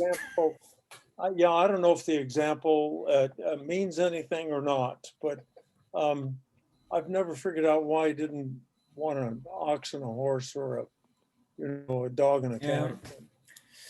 Yeah, I don't know. I think he's kind of pointing out the function of this word animal that is used both for a man and an ox that are themselves quite dissimilar. And so they're two very different things. And no matter how much you describe a man or a human being, and how much you describe an ox, you're going to find very little similarity. But if you go to this higher level, they're both animals, and that they're in fact animals in the exact same sense, then the synonymy reveals this deeper similarity. And I think it's kind of a little aha moment that what's apparently very different can be at bottom, in one respect, identical. Sandy? Oh, yeah. My question is actually related to his. So that was kind of nice how that wound up. And I really don't, I actually hesitated to ask this question, but I'm like, okay, no, I should ask this question now, because if we start getting deeper in and then I ask us to go back to this, that might be bad. So I'm also just a little confused by the examples. Like I said, in the first example, we had like he's trying to make the point that these, a painted figure, and a person, these are like really different things. But in the second example, I guess I'm like, okay, well, how is this being defined when he says a man and an ox? Because he says he says here the account of the essence is the same, right? As well as the common name. And I don't want to get all scientific on this. I'm just trying to understand like where he got this from. So is he saying the account is the same because they're alive? Is that what makes them animals? And again, maybe this is a stupid question. No, So, no. I'm just trying to follow him here because obviously anything painted versus a real alive animal or person versus a painted depiction of it, there's obviously a big difference there. It's a little easier for me to understand, but then this is what he's using with the homonym. But I mean, at the same time, well, we don't go around speaking whenever we see a symbol or an image. We don't say, oh, it's an image of, or the symbol. We just refer to it by the name for, I guess, Right. laziness sake or whatever. I think of when I'm reading a book with my daughter that's illustrated and there's a picture of a bird in there. And I don't say, oh, look at the picture of the bird. I just say, look at the bird. Right. We just identify, we think of it as a bird in the story. It's supposed to be a bird, but I mean, obviously it's not a physical bird that exists. Right. So, I mean, and clearly this happens. I can't think of a language actually where people don't talk like that. Right. So, I mean, so I'm just a little confused. Is he just kind of, because he doesn't define it for us. He doesn't define it for us what this account of the essence being the same is. And that's why I just wanted to ask about it before we moved on. Right.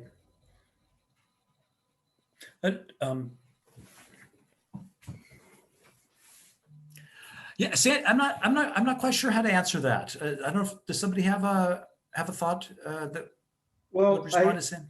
Since I had my hand raised too in response to that, I was getting confused about the very same thing because I don't see why the painted animal and a man really are not synonymous with respect to the concept of animal. Right. Well, exactly. And so it really depends on what he means by animal, right? But if we, but he obviously thinks these examples work. So if we say that animal, right, is zoon, that's the Greek term, right, which is a living being, and he gets more specific, but it's only something alive, right? So so obviously a man's alive, but a painted animal is not alive, and so to the extent to which the painted animal is an animal, it's not with respect to its being something living that we call it an animal. And so the accounts are different. But with the man and the ox, they're both living beings. And in that respect, they are identical. And so to call them animals, here we're using animal synonymously because because being a living being applies equally and in the exact same way to the man and to the ox. What if the animal is physically dead? So really, it gets a little tricky, like it does. Yeah. What is the thing that defines animal? Exactly. And, he's going to get back to like cut off hands and dead animals and whether, a corpse is a human being. But you need to go into the metaphysics for that. So I don't want to foreshadow, but you're asking metaphysical questions. Excellent. But I just want to say he takes that very seriously. Right now, he's just showing that there's a commonality in diversity and a diversity in commonality, and this is reflected in language. And what we need to be paying attention to is not the names, but the accounts of what is said about the names. Man and ox, what are we saying about them? They're animals. Man and painted animal, what are we saying about them? Animals. We are combining, and that's going to be the section that comes next, right? He's going to talk about combining and uncombining, and then he's going to talk about specific ways of combining. Right. Does that help? Yeah. And before I get to Garth, I just want to jump in. Just the actual translation does not say a picture of an animal, it just says both a man and a picture are animals. And again, that caused R.A. Cosman's understanding of that was that it was talking about the animated quality of something. And a picture is animated or feels realistic in a different way than an actual living creature is that way. So Right. it wasn't a picture of an animal, but anyway, and then it's Garth, and I guess then we can go on. Yeah, but I'm sort of responding to what Tim was saying, and it is sort of connected to me, who sort of introduced this issue about it still being an animal in some sense, and then did he actually say that according to Peter? Now it's getting complicated. But running with the idea that he did say like a painting of an animal, I think we have to ask when the account begins and separate the account from what it is an account of. Yep. Because if you're going to say, oh, well, it's still an animal in some sense, then you're extending the account.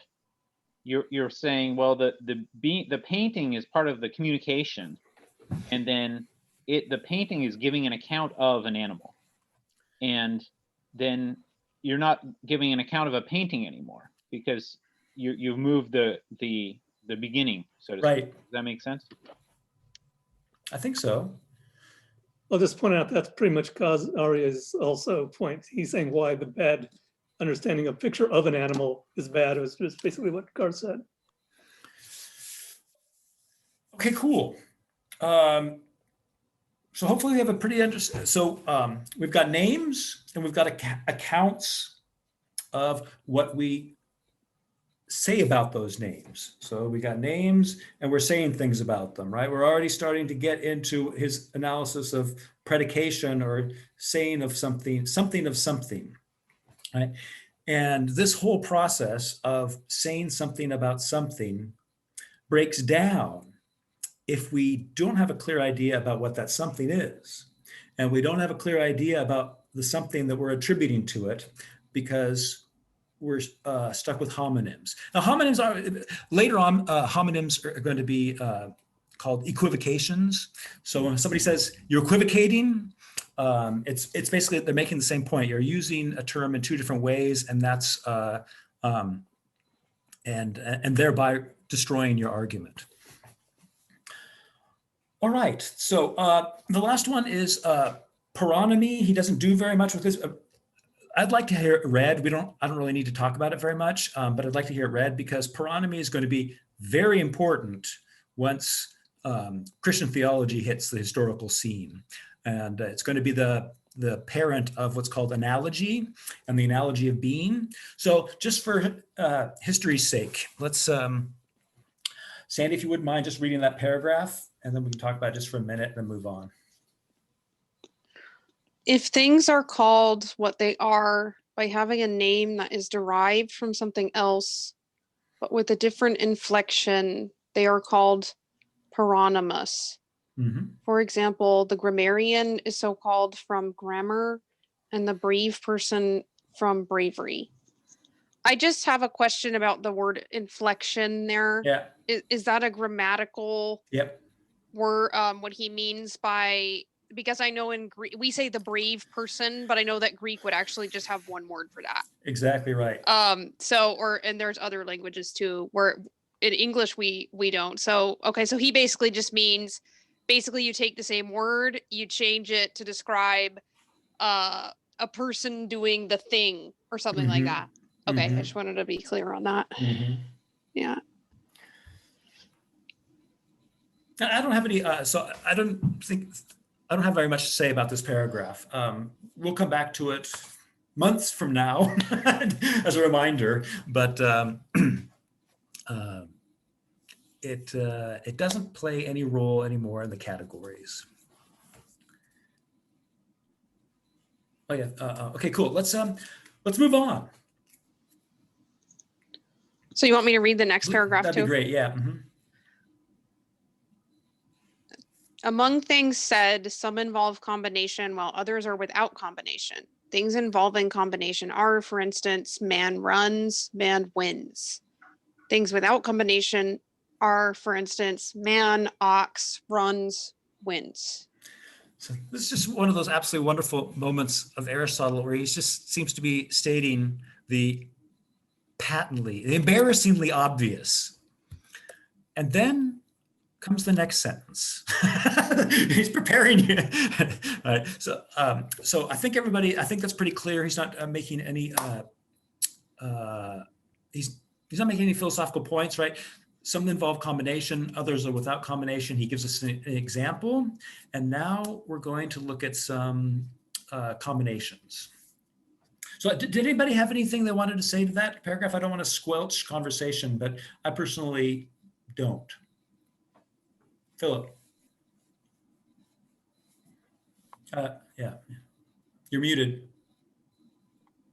Is this subject, is he introducing subject predicate distinction here? To predicate something of something, is that a combination? Well, look at those examples. I mean, man runs. Is that a predication? It's not quite yet a predication. Nothing is being said of another thing, right? Man, the running man runs, right? That's putting two words together. And the other ones are just examples of words that are not being conjoined. Aren't you saying that the man runs here as opposed to the man walks or the man sleeps? Well, it depends on context, and I don't think that he wants us to think about that. I think he wants us to notice the patently obvious fact that when I say man runs, I am using them as connected. It's different than saying book hanger, where there's no connection amongst the things that I'm talking about, right? But words connect in such a way that they bring out this unity. Man runs. So man runs, although it's a combination, it is a unity. Right. Right, because they're somehow related. We don't know the relation yet, and I don't want anybody to guess. We'll see what Aristotle has to say, right? So there's a relation there that makes them not two words that are just listed next to each other, like when without the combination, man, ox, runs, wins. Right? There's no combination between any of these words, so there's no unity. There's no unity said through them. Oh, so we have Tyler and then Tim. So one thing we have going on here is that some things can belong to what something is, and some things are, in a sense, an accidental relation that thing can have, but does not belong to it as what it is. So that's coming later, right? Am I jumping ahead a little bit, maybe? I think so. Okay. But if you want to apply your point to like man runs, that's fine. But okay, yeah, man runs, right? What a man running, right? That a man is running does not tell me anything about what it is to be a man. Mm-hmm. So there's a combination of two different things there. And then without the combination, right, we would have man and running, and these are, understanding those, we need distinct accounts of what each is, and appealing to one or the other doesn't tell us what each is on its own. Right. So there are words that combine, and they combine in different ways, and each one of these different ways of combining are a way of being one. And what it is to be one is a very important part of what it is to be. And so here again, we're getting very subtle hints as to where he's going with this inquiry. Right? Man runs, man wins. They're somehow one in a way that man, ox, just listed next to each other, are not. But we already saw that man, ox do have a connection if we attribute or predicate something of them, like animal. And in that, we reveal a unity, a different kind of unity. So there's could be a lot of unities in Aristotle. So yeah, heads up. Tim, go ahead. Yeah, I was just going to raise a point of confusion for me, but then I saw at the very beginning of that sentence, it says, among things said. Right. And so he's really not talking about, like, man is a complex. Right. So there's a combination in the concept of man as such. But if he's really just talking about things said, then he's really just talking about words combined. Is that really what he's saying here? Because ox is complex, run is complex, winds is complex, man is complex as concepts, but as things said, it's only one word. Right. Exactly. So is that as simple as it gets here? I mean, is that all he's just talking about words? Well, yeah, but he's just pointing out that if you say man, ox, your words don't connect, but with man runs, they do. And so we're getting into connections or relations. But it's just words. We're just talking about words here. We're not talking about man, ox, other than as words, right? Well, I just don't get the point. I don't get. Yeah, go ahead, Tyler. What I want to say to Tim is that there are ways to use words that render them intelligible or unintelligible. So if I say man ox, I'm organizing words in such a way that they are less intelligible, perhaps not intelligible, relative to man runs. Because, right, what it means to run and what it means to be a man are compatible in a way that man ox are not. A man has a capacity or potential to run, but in the case of man ox, right, a man does not have a capacity or potential to simply be an ox. Okay. That imports a lot of metaphysics into this, but point taken. Right? It doesn't give us any of this background. So we just got to run. We just have to notice that some words combine and some words don't. I mean, eventually he's going to get to the idea that in order to say something true or false, you have to have certain kinds of combination.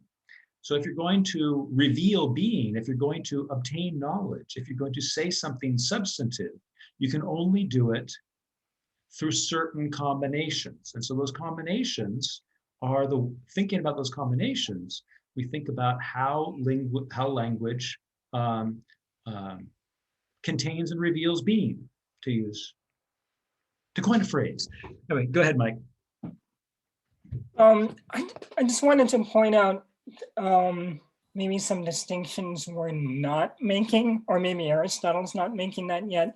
But you know, in all these discussions, I've heard people say like "say" or when we communicate these things, and I don't know which way he's going, but it does worry me a little bit that we're going into, like we're talking about grammar too or something like that. So are we getting into a linguistic realm, or is this really a metaphysical realm? So when we say like these are just words, are they really like, but I guess with the text, it's really hard to say. And it really feels to me that it's easy to get trapped into this sort of linguistic exercise or something. And absolutely. Okay. Yeah, that's a trap we don't want to fall into, right? He's not saying words are here and things are there and there's no relationship between the two. What he's getting at is, in order to, whatever the relationship is between words and things, right, words must combine in certain ways in order to say anything true or false about anything. And outside of those combinations, there is no knowledge of things, right? All there are names. Without the combination, there are nothing but names. And we've already seen that to have names without accounts is to be in a state of complete confusion. Yeah, because the names don't give knowledge. The names don't give an understanding of the nature of the thing named. Yeah, so I think that's how I want to understand this. That's not how I want to understand. That's how I do understand it. And that's the trajectory I want to take us through these Aristotelian writings. I see Johannes, that might be Sandy. I don't know. No, it's me. Oh, great. Good. Hi, Johannes. No, No, just I actually had a question, but you answered it. Basically about word combinations, because I wondered if I have, for example, I have card and I have board, and then I combine them and have cardboard. Right. I think what you just said before answers my question, because I think that for Aristotle would not count as a combination, because cardboard is also a name. Exactly. But man runs is not a name; it's something more. Mm-hmm. So that you answered my question after. Oh, great. Okay, we still have 10 minutes or so. So let's dive into this. Okay, so let's dive into this because it gets a little complicated, and so we need to stew in it a little bit. Let's see. Yeah, if somebody wouldn't mind, Sandra, are you still game for reading? If you are, then Yeah, that's fine. Go ahead and read to the end of. I'll stop you when just so we can take it in. I'm just going to ignore these number brackets and stuff. I mean, Cool. because it's confusing. Among beings, some are said of a subject, but are not in any subject. Man, for instance, is said of a subject, an individual man, but is not in any subject. Some are in a subject, but are not said of any subject. By in a subject, I mean what belongs in something, not as a part, and cannot exist separately from what it is in. For example, an individual instance of grammatical knowledge is in a subject, the soul, but it is not said of any subject. And an individual instance of white is in a subject, the body, for all color, is in body, but it is not said of any subject. Okay, let's stop there. Okay. And find out what in the heck is he talking about. Let's start at the very beginning. Okay, so among beings, all right. I don't think we need to emphasize that, but if you want to, we can. Some are said of a subject, but are not in any subject. All right, so we got this term subject, all right? And that doesn't mean a person. The Greek term is hypokaimenon, which just means something underlying, that there's a basis, that there's something underlying, and that we say things of this underlying, or some certain things are in the underlying. Okay. Subject used to basically mean the object, and then post-Cartesian it becomes the human subject. So here we have the subject only means what we are attributing things to when we say things about something. All right. He gives us a first example. Let's just analyze that. But first, I see Mike's hand. Just when you said among beings, I guess for me that's not entirely obvious, because for me a being is a particular, right? Like a particular man. But I think he's including genus, like animal, as a being as well. Right. And I just wanted to point that out. No, thank you. That's actually quite excellent, right? He's not talking about anything that is, whether it's a particular individual or an attribute that they have or a property they participate in. These all are in his very broad usage of this term, and now we're starting to make distinctions amongst this very broad category. Let's see. I see Alex's hand. Yeah, I think this is interesting. I think it's connecting with the discussion from earlier about language and things. Because it's interesting, like in one sense, subject is used when speaking, and in another sense, it's just about things. Yes. And excellent. And yeah, and I guess in our, I mean, the way we speak today, that second sense is really what we would call the object, right? Yes. But I have heard that in medieval thought, actually object was something like always something that happens in thought. That's exactly right. Right. So there's an interesting inversion. The object is the way you think about a subject, and the subject is the thing you think about. So to think about something is to think about it in a certain way. The way is objectum, the way, it's the one, it's projection. And the thing you're thinking about with that thought is the nature of the object, which is usually independent of thought. Excellent. Thanks, Alex. So let's look at this example and try our best to make sense of it. It's the one he gives us. I really see him struggling right now with language, and we're going to see a lot of this. Being in is what he's talking about. Being in and being said of, and these are the things that these are the terms he's using to unlock what we will to unlock. The combinations that words can go in that are revelatory of something if they're not homonymous. So some are said of something underlying, but are not in anything underlying. Man, for instance, is said of something underlying, an individual man, but it is not in anything underlying. All right, let's see. Who wants to take a stab at what in the heck is going on in that first sentence?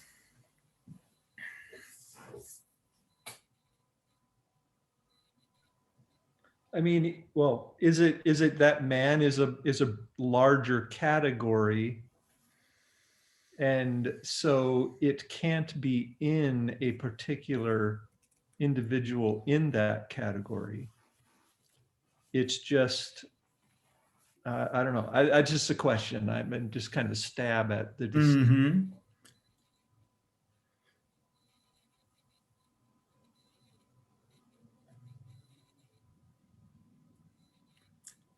Anybody else want to give it a try? It's very peculiar, and I'm not saying it's easy, but I think that this is what Aristotle gave us to work with, and so let's work with it. Maybe first thing somehow the text disappeared, but maybe we go down just briefly and say, because I think it's important, let's briefly say what he means by being in, because that's Bo, can you get the text back for us? In the meantime, before we go there, Clark has his hands up. Yeah, my brain's getting a little befuddled, but being in and being said of, how can we say that which is in described as being? Isn't there, how can we talk about something that has being in and then make a distinction between that of something that is said of it being in? There's huge differences between the two things, but the first you can't talk about. I don't see how you can talk about it, being in something. Okay, well, Aristotle's trying to tell us something about it, so let's follow him out. I think that's you're right. We have to lay down that challenge. I think that's exactly the right question. We got a couple of hands up. We want to respond, I think, to Clark. I think Tyler was first, and then Charlie. Sorry, Peter. Yeah, I was just gonna mention. So, with regards to being in, he carries this on by in a subject. I mean, what belongs in something not as a part and cannot exist separately from what it is in. Right. So two negatives. Right. I think with trying to remember, I had an example for this and I've forgotten it, but I think so. He's going to say at some point that man is political animal. Right. And political animal cannot exist separately from man. So it belongs to man that man is political animal, and cannot be said of anything else. And so that's this belonging relationship with the in. Right. that is fundamentally different from saying saying something about something, like man runs, right? Man does not have to be running to be Mhm. man. Man has to be a political animal to be man. Okay, I think we had Charlie, then Clark, and then myself. But I just point out that Aristotle's example of in is, I think, grammatical knowledge is in, Mhm. is one, at least one thing that's in something, but then it's, I guess it's Charlie and then. You're muted, Charlie. Okay, I'm sorry. I don't know if it would be helpful. Michael, you have to keep an eye on me here. Okay. He says, he starts out and he says, of things that are. And the way I understood this paragraph, he's going to talk about everything. Right. And he gives you an A, B, C, and D. And there are things that are A, and there are things that are B, and there are things that are C and D.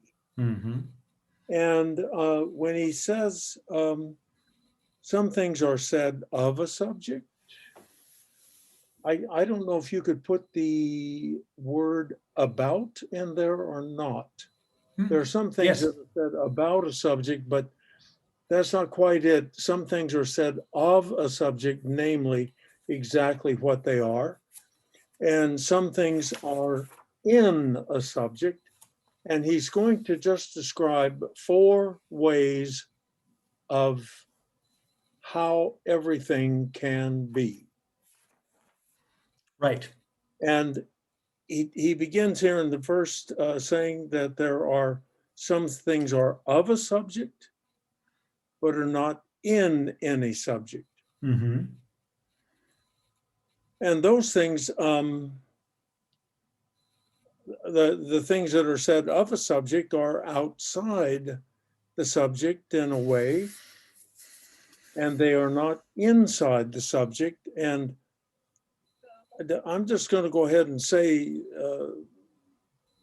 this, and I don't know if it's helpful or confuses things, but eventually he's going to get to the point that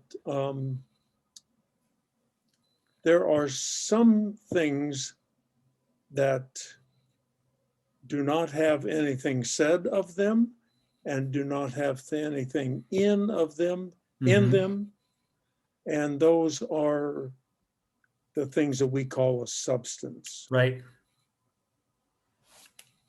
Thanks, Greg. So I mean, I just, for my own purposes, I call that the not. The substance is the not. There's nothing said of it, and there is nothing in it. It is the thing in itself. That's right. And then there are these 4 different combinations that you can have here. I mean, one thing to be said is that if you notice, Can I just point out that we're over time now, and maybe we want to say that we'll start with this next time, and then anybody who wants to hang out can continue. Oh yeah, of course. Yeah, thank you very much. I just want to let some people know that they're not going to miss. We'll start just at 20 here again next, right? Okay, yeah, that makes total sense. I mean, this is tough stuff, and just reading it aloud together, I think makes everybody clear that there's something really difficult to grasp about what is being in. I think being in is incredibly important for metaphysics, and I just want to say that being in is not being a part of something. So the being in he's talking about is not the fact that it's not like there's a liver or a heart in me, right? Being in relation is not a relation of containment, right? He says it's a belonging. So belonging, and this belonging term will get translated in medieval times as inherence, in esse, being in, inherence, right? So the liver doesn't inhere in me, although it's in me, but it's in me as a part. And that's not what Aristotle is talking about. He's not talking about in as a part. He's talking about inherence, right? And he gives examples of also have color, like being white. So yeah, so being white is in me, but it's not a part of me. And so one way we can think about a part is something that is detachable and stays more or less as what it is, even if it's taken out of the underline, out of the subject. So what we're doing here is we're starting to see that that beings are composed in a different way than being assembled out of parts, right? Their composition is a different kind of composition. And getting at the nature of this composition is beginning to get at the levels of being that individual things contain. Okay, so I'm going to say that just to wrap it up. I know people got to leave, and yeah. So we're going to meet on a weekly schedule. So same time next week, we will hit more of this. And I'm going to say one more thing. Aristotle's repetitive, so we're working through stuff here very slowly at the beginning, but he will repeat these things at different intervals, and we will understand them, and we won't need to dig so deeply into them. So we will make progress. But as the Germans say, every beginning is hard, and you need to take the beginning very seriously. Otherwise, you're errant all the rest of the way. So this is requiring patience, but we will speed up. I got two hands. Maybe Alex and Sandy? Oh, three hands. I think Alex? so. Yeah, just a question about what you were saying about the being in. So it made me think of you were talking about composition, I think, and it made me think of combination, which we saw earlier about putting words together in a meaningful, man runs. And it's curious how, like, it seems we have these two levels, right? We have the level of language, and we have the level of things, maybe reality or being. And I guess, they will turn out to be related in some way. But I was wondering if composition might have some connection with combination. That maybe the way we speak of things is going to have to be connected with the way things are sort of composed, right? Right. And we want to sort of have a match with that in some way. No, I think that's a really good insight. I think it will lead far.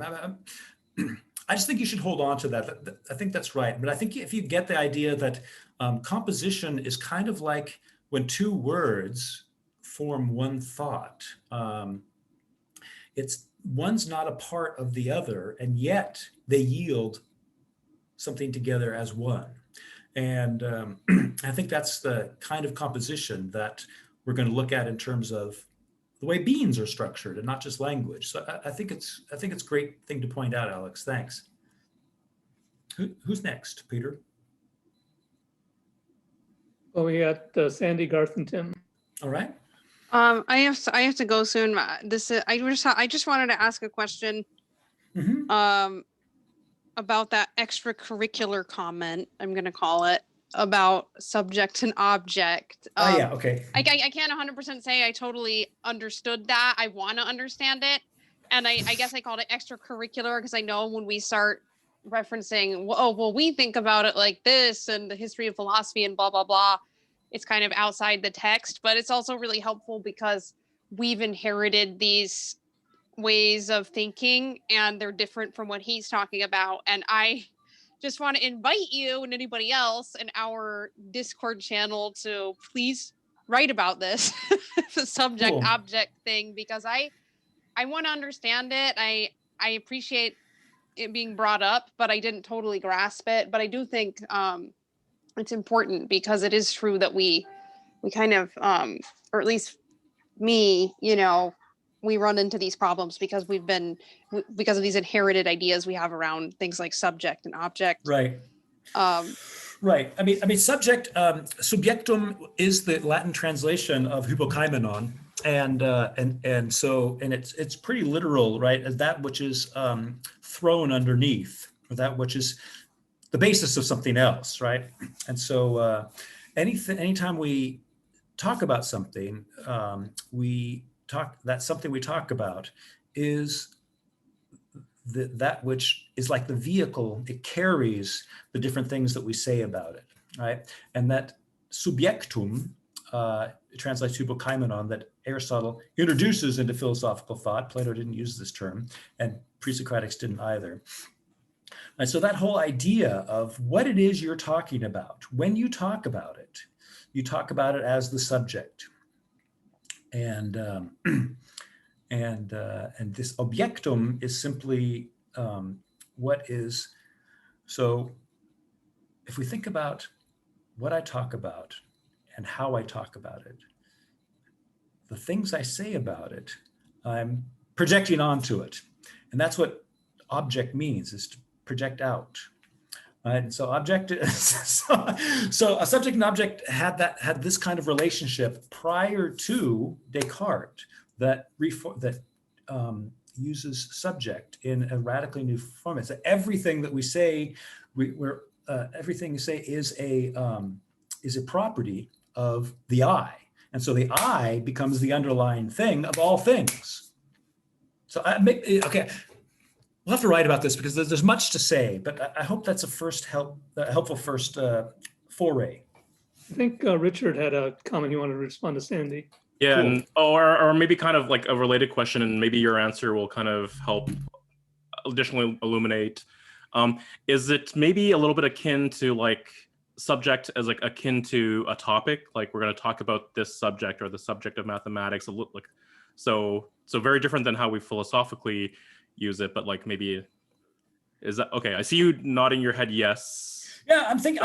Yeah. Does Sandy stay on?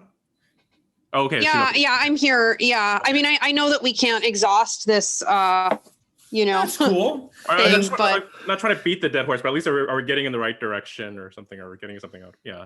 Yeah, but the thing is that when you talk about a topic, right? I know that has a slightly more different connotation. You're not actually attributing properties to the topic, but the topic is, right, the topos, or the location, the place where a lot of things are related to one another that you want to talk about, right? And so I don't think the analogy holds personally. Okay, but at least as a first order, it kind of gets us away from us thinking about subject and object in the traditional philosophical. Indeed. It's the only question is whether it helps us understand how Aristotle is using this term hypokaimenon, which is still mysterious, and it should be. Okay. So that's totally cool. Okay, there's deeper things to be found there, it seems like. Okay, thank you. Yeah, awesome, thanks. Garth and Tim, I guess. I'm going to stop moderating since it's after hours. Okay, sounds good. We could just interrupt each other now. Oh, great. This is my favorite part. This is really off topic, but is this the same distinction as Ding in sich and Ding für sich of Hegel?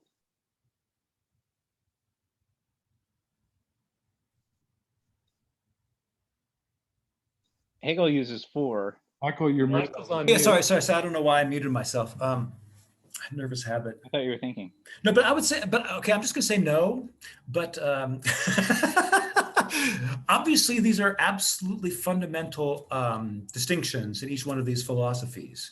And that's probably why we want to, because they're so fundamental, we want to model them on one another or see somehow some kind of parallel. But the subjectum objectum is related to a subject predicate assertion. So when I talk about something through something, what I'm talking about is the subjectum, right? And what I'm saying of it is the objectum, right? And that predicational structure, that relationship between subject and predicate, is not the way Hegel or Kant understand thing in itself as a thing for us. Right, so that relates to the nature of consciousness, which is not part of Aristotle's thinking at all. Is that helpful? Yeah, and that is true because this is like what Arbogast Schmidt's whole book is about, right? Basically saying like, we can't really think like the Greeks do because we have all these presuppositions about our consciousness and like, you know, we have to relate to the thing and represent the thing and all this stuff. But the Greeks did not think that way at all. Right. And, Right. you know, I'm reading Hegel. I just got into the section of Stoicism, skepticism, unhappy Oh, consciousness. And lovely. I'm thinking, hey, this is exactly the foundation of modern psychology. But psychologists couldn't read Hegel, so they just tried to read. That was my impression so far. That's awesome. Yeah. No, I like your point that the Greeks thought very differently, and part of what I'm trying to show is they thought differently because they were concerned with the nature of things and not how to control them. So modern thought is fundamentally about control, and Greek thought is a very rigorous discipline of allowing being to manifest in thought or language, in the logos, right? Which is thought or language and lots of other things. And so we tend to poo-poo them because they're primitive or something like that. But actually what it is they're doing is fundamentally different than gaining control over perceptible objects. And so I'm hoping that the encounter with Aristotle, especially, but Plotinus makes it very explicit, that this sense of knowing is incommensurate with science and therefore cannot be refuted or even touched on by any modern science. I see hands, nobody's moderating. So I think I was next. Yeah, I think Tim was next, yeah. So back to the text a little bit here, and I'm just going to voice a couple of concerns that I have about myself here, because I think that I already have prejudice rising within me. Because, for example, you mentioned, okay, Aristotle is saying here that you can say of an individual man that he is man, but you can't say that man is in that individual. Right. But then he goes, as an illustration of what you can say is in an individual man, is his color. Right. And I'm struggling with Aristotle having a very sophisticated understanding of color, but I'm doing that from my perspective. But even when I try to understand it from what he might have meant, I'm struggling getting there, because he says that, you know, it's if it can't exist, it must. If it can exist independently of the individual man, then it's not in man. It's not in the individual. But if you took all object or all bodies away, then color could not exist. So color in essence must be in body. But the same thing must be true of man, because if you took away all individual people, man could not exist. He totally agrees with you. Well, then why does he say that man, for instance, is said of a subject, an individual man, but is not in subject? I mean, man is dependent on all, individual man to exist. Well, he does say, oh, go ahead, Peter. I was just going to say, I always thought that there seemed to be a hierarchy, and just reminded that to Richard and Alex, just jump in. I'm not moderating anymore, but that it seems like there's a taxonomy, a special taxonomy of this genus species things, which has different rules than things that you can predicate of. Since man is the species that we are, and animal is the secondary, the genus of that, et cetera, all the way up. Those seem to be treated in a way that can't be in. But predications like white and hot and things like that which aren't in our sort of the taxonomy of our being, as it were, get treated somehow separately, but I haven't quite put my finger on this yet. So I mean, basically, I mean, just as shorthand, I already said to be in a subject or to be said of a subject is to be dependent on a subject, on the hypokaimenon, right? So, so anything that's substance is not going to be in something, right? Because everything's going to be in it, but it's not going to be in anything else. And then later he's going to say, you know, the primary substances are individual things. And that, which means that all the things that you can say about them would not exist if they did not exist. And I think that's the exact same point that Tim was making. And so I just want to say Aristotle's on that, totally on that wavelength. The only thing to get is to be in a subject is to be dependent on something else. And whatever substance, we call it only substance because it's not in anything underlying, but other things are in it. I'm still confused by even that explanation, but that's okay. We can pick it up maybe next time. Well, let's let some of the language here in a way that I'm not used to, and nobody so is. It's hard for me to get at what he's trying to say. Right. Yes, Tim, that's true. And I want next time to make this paragraph crystal clear. So bring your questions and your concerns because, okay, I'm just going to out and say it, but I mean, it's almost, I don't even want to say it because it's going to introduce prejudice, but we're a smaller group now, so I can reveal the esoteric doctrine. This is the matrix, or this is the origin of what later gets called substance and accident, universal and particular.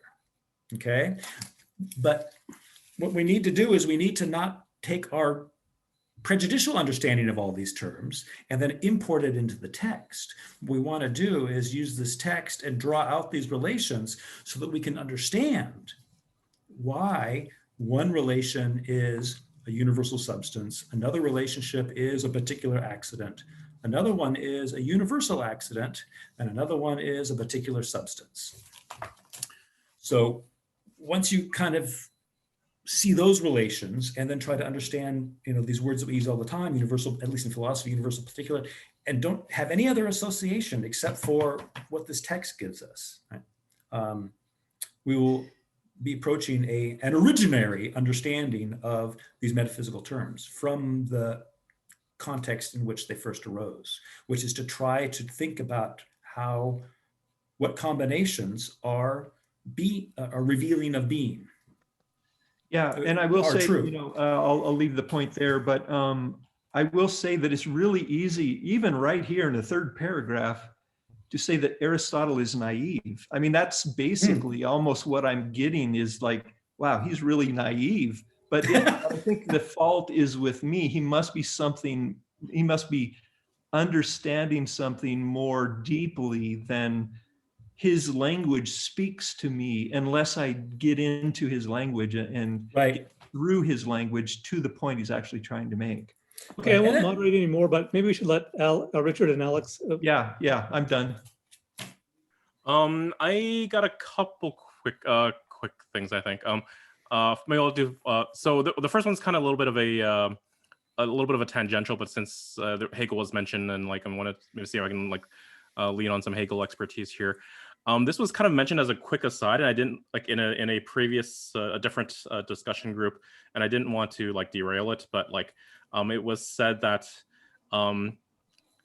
Hegel's dialectic really shouldn't be attributed to him, or he didn't say that, and I don't know whether that's there's different camps on that, or I was just kind of confused.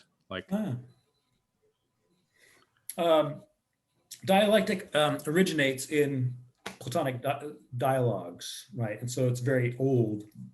And Hegel's the one who resuscitated it as a method of inquiry in modern times. So it doesn't originate with him, and he uses it in a slightly different way than Plato does. But but he's very much about the the synthesis, the thesis, antithesis, synthesis. Like there's not the My recommendation is to forget that this thesis, antithesis, synthesis thing. You know, it's kind of a pedagogically maybe it helps you get the ropes, but Okay. if you try to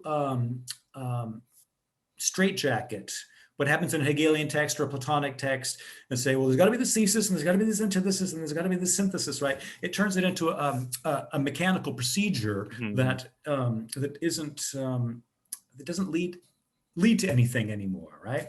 So if as baby steps, you can think about it that way. But if you actually try to work through like one dialectical progression in Plato or Hegel, you'll recognize that model will fail you almost immediately. Okay, maybe that's what was kind of referred to. Okay, like, okay. My other kind of quick thing was like you mentioned kind of the logos, and it's because I guess just because of that. Just on Mondays, it's also posted to the Portland group, like at 11 a.m. Pacific.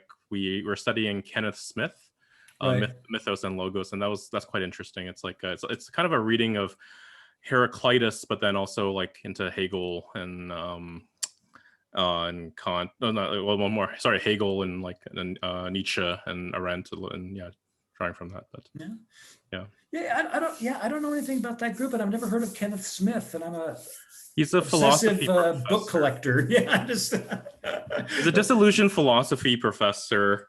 And disillusioned in like how in academia, a lot of philosophy departments have kind of been more about the cataloging of thought as opposed to actually teaching how to think. Yeah. And but yeah, like kind of like when we were kind of getting started, like I've been in maybe like a couple months now, like it was a lot of like similar to what we're doing now, kind of like redefining some of the terminology, because as moderns, like we have this certain way of viewing it. Yeah. And so, right. No, that sounds great. I might drop in. I don't know anything about welcome, David. Yeah, cool. Thanks. Yeah, David Roll. Yeah, like and just as an FYI, it's posted as 2 hours, but it's always 3 hours. Okay. That's good. Thanks, Richard. Alex, you want to take it up? Yeah, sure. Want to pick up that theme of modern versus ancient a little bit, because I find that really interesting. And also what I think it was it Tim? Sorry, Tim. Yes, I think it was Tim who was speaking earlier about finding Aristotle a little bit naive, and but then saying, well, maybe that's just my perspective. And I'm wondering if there's something about that modern versus ancient difference. And what I'm thinking is basically, thinking about Descartes, and Descartes uses that word subject, I think. But really what happens there with this Cartesian skepticism is, in a way, there really is only one subject. And that is my own mind, right? And everything else needs a kind of extra step, like it needs a proof, maybe through God or and really it seems that everything else is not really a subject, it's an object that I know. And and maybe what's going on in Aristotle is there is much more kind of equality of subjects, like my own thought is not really privileged that much over, let's say, a horse or another person. There's more of a kind of even playing field, whereas in our time, in modern times, we really privilege the individual consciousness. My mind, this is the subject. Do you find that there's that's a way of maybe saying the difference? Can I say something? Oh yeah, please. I think that Aristotle doesn't put the subject inside of anyone's head at all. I think it's like a logical requirement or position in understanding itself, and is like sort of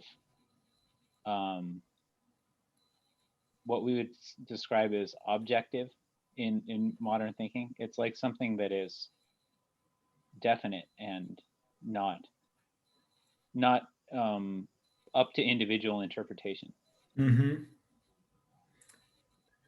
Yeah, I would really agree with that. That the individual consciousness or the subject or so that is so prevalent in modern times. In Aristotle, I would think of it as it's just one more part of the whole constellation of being, and that what Aristotle is looking for is how does everything work? How do we explain everything and put it together? And to be able to understand and to be able to be a part of it, a person is just a part of everything. Everything does not revolve, the world does not revolve around individual consciousness. Right. And it really revolves around the idea of being as a matter of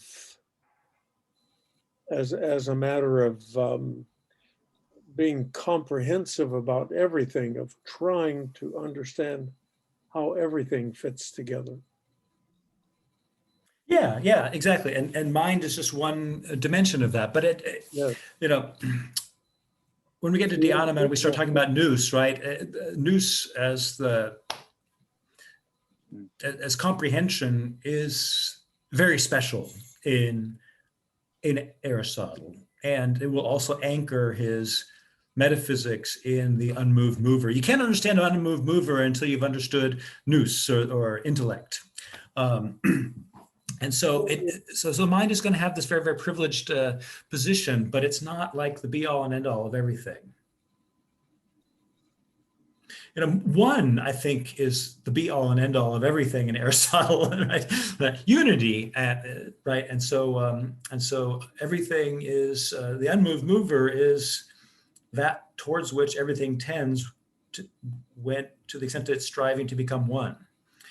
And I don't know if it would be fair to say, but Michael, would this be correct to say that a human being in Aristotle's thought is a particular, and that a particular participates in a universal, and a universal has its, the particular only has its essence, it has its characteristics or what it is only because of the universal. Sorry. Yeah. And the particular is not the most important thing. Right. No, but I mean, already here at the very beginning, we're going to have to distinguish between universals that are substantive, like man with respect to individual man, and universals that are accidental, like white with respect to white.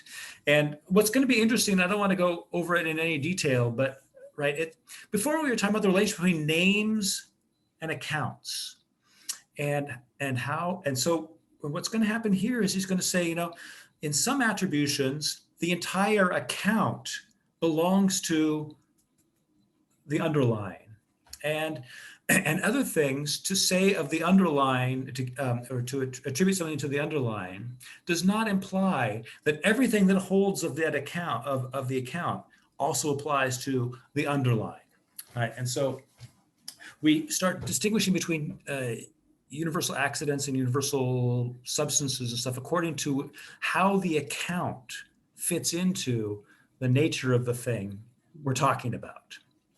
And so I do want to hold on to this name and account thing, because it does shed some light on how he's talking about predication and being in. Michael, can you shed light on what you are saying there with the word account and the word definition? Yeah. Is there a relationship between the two? Oh, yes. Thank you. Yes. Since both are, good point, because definition is a different word than logos, but I am using them synonymously at this point. So it's good to point it out, and you may know the various differences, but definition is. Tom, you shared with me in kind of in response to my thoughts or confusion a graph, would it, I think it might have be of some help, and maybe if we got on the same page with that, would you be willing to share that with the group and talk through it? Sure, but I don't know how to do that since. Oh, I just you turned. shared it in the chat. If you share it in the chat, then maybe Bo can pick it up. Because I'm wondering if I read this and it's not what's in Michael's mind, then I might get further confused in trying to understand Michael. But if it's really getting at the point in kind of a quadratic formula here, then that would be helpful. Oh, okay. To walk All right. through it. Well, he's doing that. I'll be right back.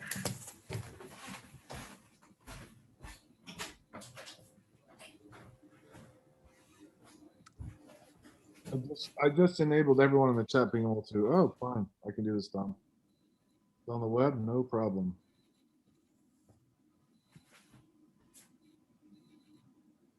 Peter, you ate so quickly. I did the sort of the opposite of eating quickly. Oh, you didn't eat at all. Well, yeah, That's too much information. Opposite of eating quickly is said in many ways. Yeah, I was going to mention that one is also, there are many ways to be one. And I was going to, well, now that Michael's not here, of course. But there's only one way of being many? I was going to ask, right, is unity distinct from simplicity? So unity, yes, I think so. Implies plurality, I think. Anyway, that's been on my mind, and I haven't sorted that out completely. Because there has to be something that's glued together to be a unity. Right. An unglued thing can be simple, for instance. But we'll just skip talking about it now that Michael's back. What happened? So can you guys see my screen? Yeah. Okay. And you're just seeing this one little chart, right? Yes. Okay. So this is what Tom shared with me, and so what you were saying, Michael, about what was it? Accidents, universal accidents, and stuff like that. Mm-hmm. Is this kind of a thing getting at that, or I mean, existence? There's a lot of information here. Yeah. Right. I mean, we've got man in the upper right. We have man, dog, rock, fire. Those looks like accidental particulars. Red, sweet, short, heavy, false, just in the bottom right look like,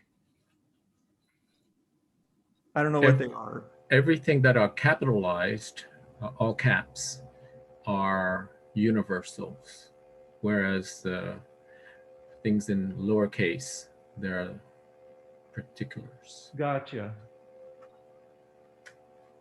And then where does the accident come in to this? Individual, concrete, universal, abstract. But just pointing out that maybe it's obvious, but the columns are the set of or not set of, and the rows are in and not in. So this would be the four ways of saying set of and not being in and being set of. Oh, right. So not, okay. So we have a not present in. So man is not present in Tom, but red is present in this red, or this sweet is in this tangy sweet. Heavy is in this heavy. I see. So why is man not in this man, Tom? Because, oh, yeah, go ahead, Tom. Well, I was just going to say that because Tom is self-sufficient, me, or another Tom, and this apple is also self-sufficient, and this cup, that cup, that cloud, because it is what it is, each one of them. Right, and so in my language, those are particular substances that Aristotle is going to call primary substance.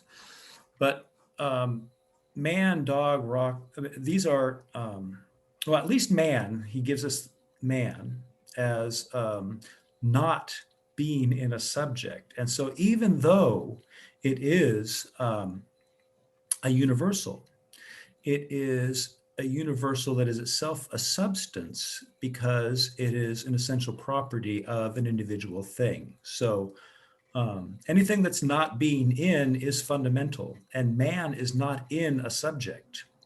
Man is not in a subject. And that's why he calls these things secondary substances.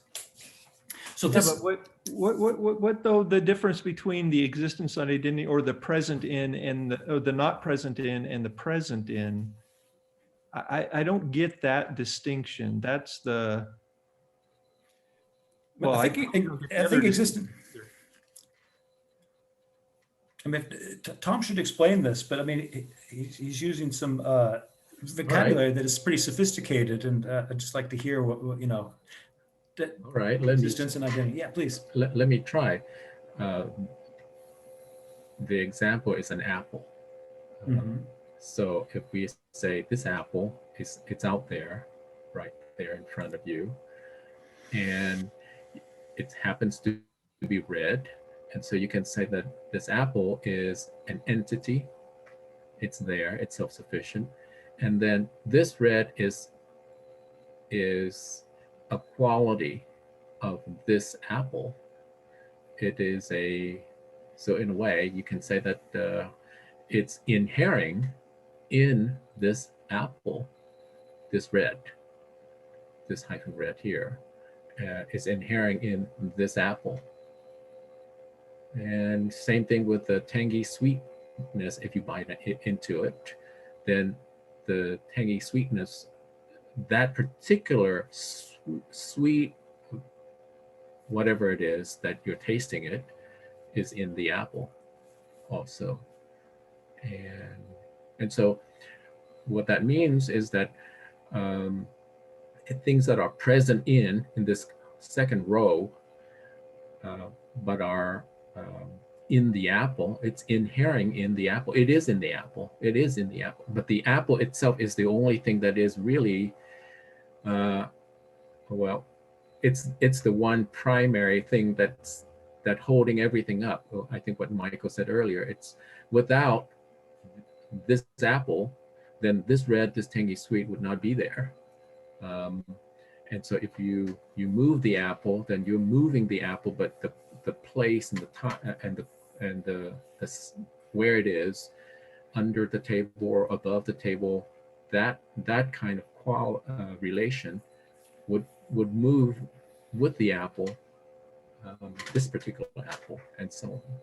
So. Well, question on the red, because Aristotle's example of white was both said of and in. You seem to be sort of drawing a different distinction between, we see red over in the bottom right, and then it's this red that is present in but not said of. Well, the all caps red is something that is said of this red. You can have a shade of red that is like purplish red. Oh, right. I read that backwards, sorry. Yeah. And so, but this red it has a kind of a streak, because this particular apple has a streaky red, but red is said of that red too. Same thing with this. Well, let me ask you this though. Aristotle was saying that, well, I don't know. He was actually not saying man, but he was saying body. So he was saying white is in body. So, Mhm. but he was saying that man is not in an individual man. So he's saying, so that your thing does depict that, but red is red, all caps, in apple, or Okay. is it only in this red, and this red is not in apple because it is only a part of the apple? It's not part of. The So we're red not, is not part of the apple? It belongs to it, but it's not part of it. yes, there you go. It's inherent in it.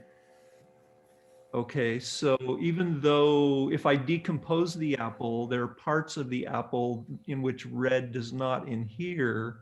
And this is where I sense, I feel from my perspective that there's a naivety here. Because to say that red belongs to the apple and is in apple, but not as a part of the apple, it just seems, wow, that it's really stretching things. Well, yeah, but he's getting you a different. He's stretching language. He definitely stretches language in order for you to see that there are the way properties belong to things is not the way parts belong to wholes, and we say that we say that the heat is in the candle, but we don't mean it as a part of the candle, and we don't mean it as somewhere inside of it, right? So even with our thing property language, we use in a unique way. We don't think about it, but when we think about it, it really does mirror what Aristotle is straining language to show, that that the property of something is not the thing it's a property of. And that's one of the things he says about being in. Anything that's in another. Let me see it. The account of what the property is not identical to the thing it's the property of. So to say Socrates is white, white being in Socrates means that it is not correct to say that to be Socrates and to be white is identical. Socrates is not whiteness. He just has the property white. And any property that you merely have is what's in you, as in the subject. I see. So it's a kind of a different use of the word in. Yes. So all of Socrates has white in it. Right. Because you're thinking of Socrates as a whole, right, not as parts. Mm-hmm. So you attribute whiteness or white to Socrates. Right. But and if white were said of Socrates, then what we would be saying is that there is a identity. To be Socrates is to be white, but that means to be white is to be Socrates, which would have the corollary or the consequence that anything that is white would be Socrates. And that's what Aristotle is putting his finger on here, on the weird way in which these things belong to one another. Go ahead. Yeah, I did find that quote. I can't cut and paste it, but it says, for example, this is in, this is paragraph we just stopped on, really. For example, an individual instance of grammatical knowledge is in a subject, the soul, but is not said of any subject. And an individual instance of white is in a subject, the body, for all colors in body, but is not said of any subject. So it is about a particular white of some sort. Mm-hmm. So it's about how the account that goes with the name gets transferred to the subject, the underlying. In what way the account that belongs to a name gets transferred to, or translated to the underlying. And what you don't want is that identity statements that say Socrates is white means Socrates is whiteness, and therefore anything that is white is Socrates. That can't hold. So we need a more fine-grained account of the different kinds of belonging to that we invoke when we predicate in order to make sense of these relations. My white is not the same as your white, but they're both Exactly. I think would it help to say white is in Socrates, but not whiteness? Whiteness is not in Socrates.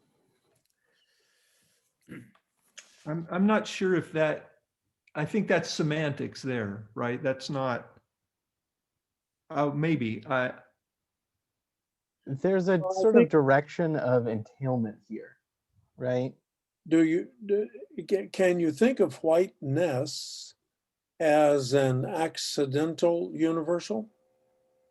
So no, but we have to think of this. We have to think of this. This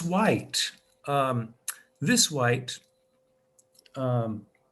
is a particular accident, and it's an instance of whiteness as such. And this white is in a subject, but it's not said of a subject. Okay, sorry. I thought I had it all together right now, but I'm gonna let you speak for a second here, Charlie. Well, no, I mean, I'm not sure. I'm just really asking that if it is something that can be said of, right? Whiteness can be said of. It's a predicable. Right.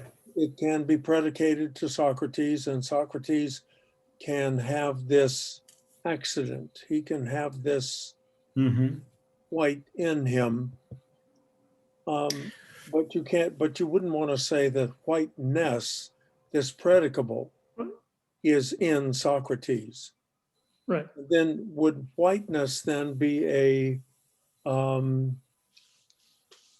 universal accident and not a universal essence? That's right. Yeah, my whiteness isn't said of me. Only whiteness is said of me, but my whiteness is in me. Yeah, that's exactly right. And that's why your whiteness is not said of a subject. Right? Exactly. Right. It's in a subject. Exactly right. Exactly. So it doesn't, yeah. I see. So whiteness is a universal, but your white is a particular. Exactly. So I can say of you that you're white. I can say of you you're white. No, I can say of you whiteness, but I can't say that whiteness is in you. I can only say that your white is in you. Yeah, exactly.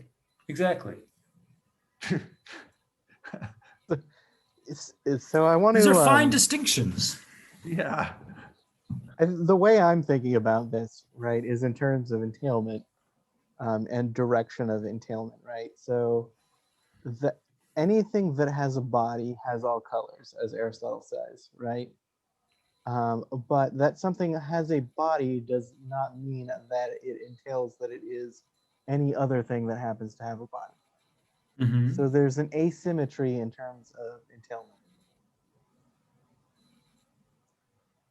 that may or may not help people think of this, but that's the way that I've been sort of getting at the distinction here. What was that? I'm sorry, Tyler. Could you say that again, please? So that something has a body does not mean that anything that has a body is that thing that has a body, right? Because other things that are different than it also have bodies, but are not the same. But the reason that's throwing me off is because I think that wouldn't Aristotle, the way he's talking anyway, consider body a fundamental and not a property? Like it's a substance rather than a property that can be said of a substance or a property that is in a substance. right? Body is not a property, right? For Hey, Aristotle. Hey, Tim, I forgot which section, but if you read ahead, there is one part where he says a body is not a substance. Sorry, I'm doing dishes at the same time, Oh, but is it? yeah, I don't remember which one, but it was in chapter 5, I believe. Where and that confused me too, Tim, but it seems like for Aristotle, he does not consider body a substance. Okay. Well, then I wonder what he does consider a substance now. I'm really, yeah. Well, we can say of many things that they are embodied, right? So substance is what can't be said of something else, right? So Substance is an individual. right. Yeah, the So substance body clearly is not a said- candidate for substance. Okay, that helps. But I still think that we're getting on the wrong track. You know, there's primary substances and secondary substances, right? And man is not in a subject. And so it's a substance, even though it's a universal. It's a universal substance. A And secondary substance. he calls them secondary substances, right? And so I wouldn't get too focused on this individual thing, although he does say, yes, of course, they're primary. Like this is a question whether body is somewhere up in our genus hierarchy or whether it's over in an accidental hierarchy. Yeah, I mean, here we're dealing with homonymy. I mean, how are we understanding body? Right. Yeah, well, that's my question. I mean, because when he's talking about whiteness is, let's see, for all color is in body, you know, in that relation, color is what is said of body and it is what is in body. But does body have a relation to something else that it can be said of that something else and it is in something else? And Tyler is saying yes. And that could be true, but I don't know how to understand body. Yeah. We're talking in particular, and we're just considering in that relation, body is a universal accident. Well, universal accident. An accident, you could say that of something, but not say it's in something, right? Or is it the other way around? Other way around. You Okay. say that. So what is in something is an accident. Exactly. Okay.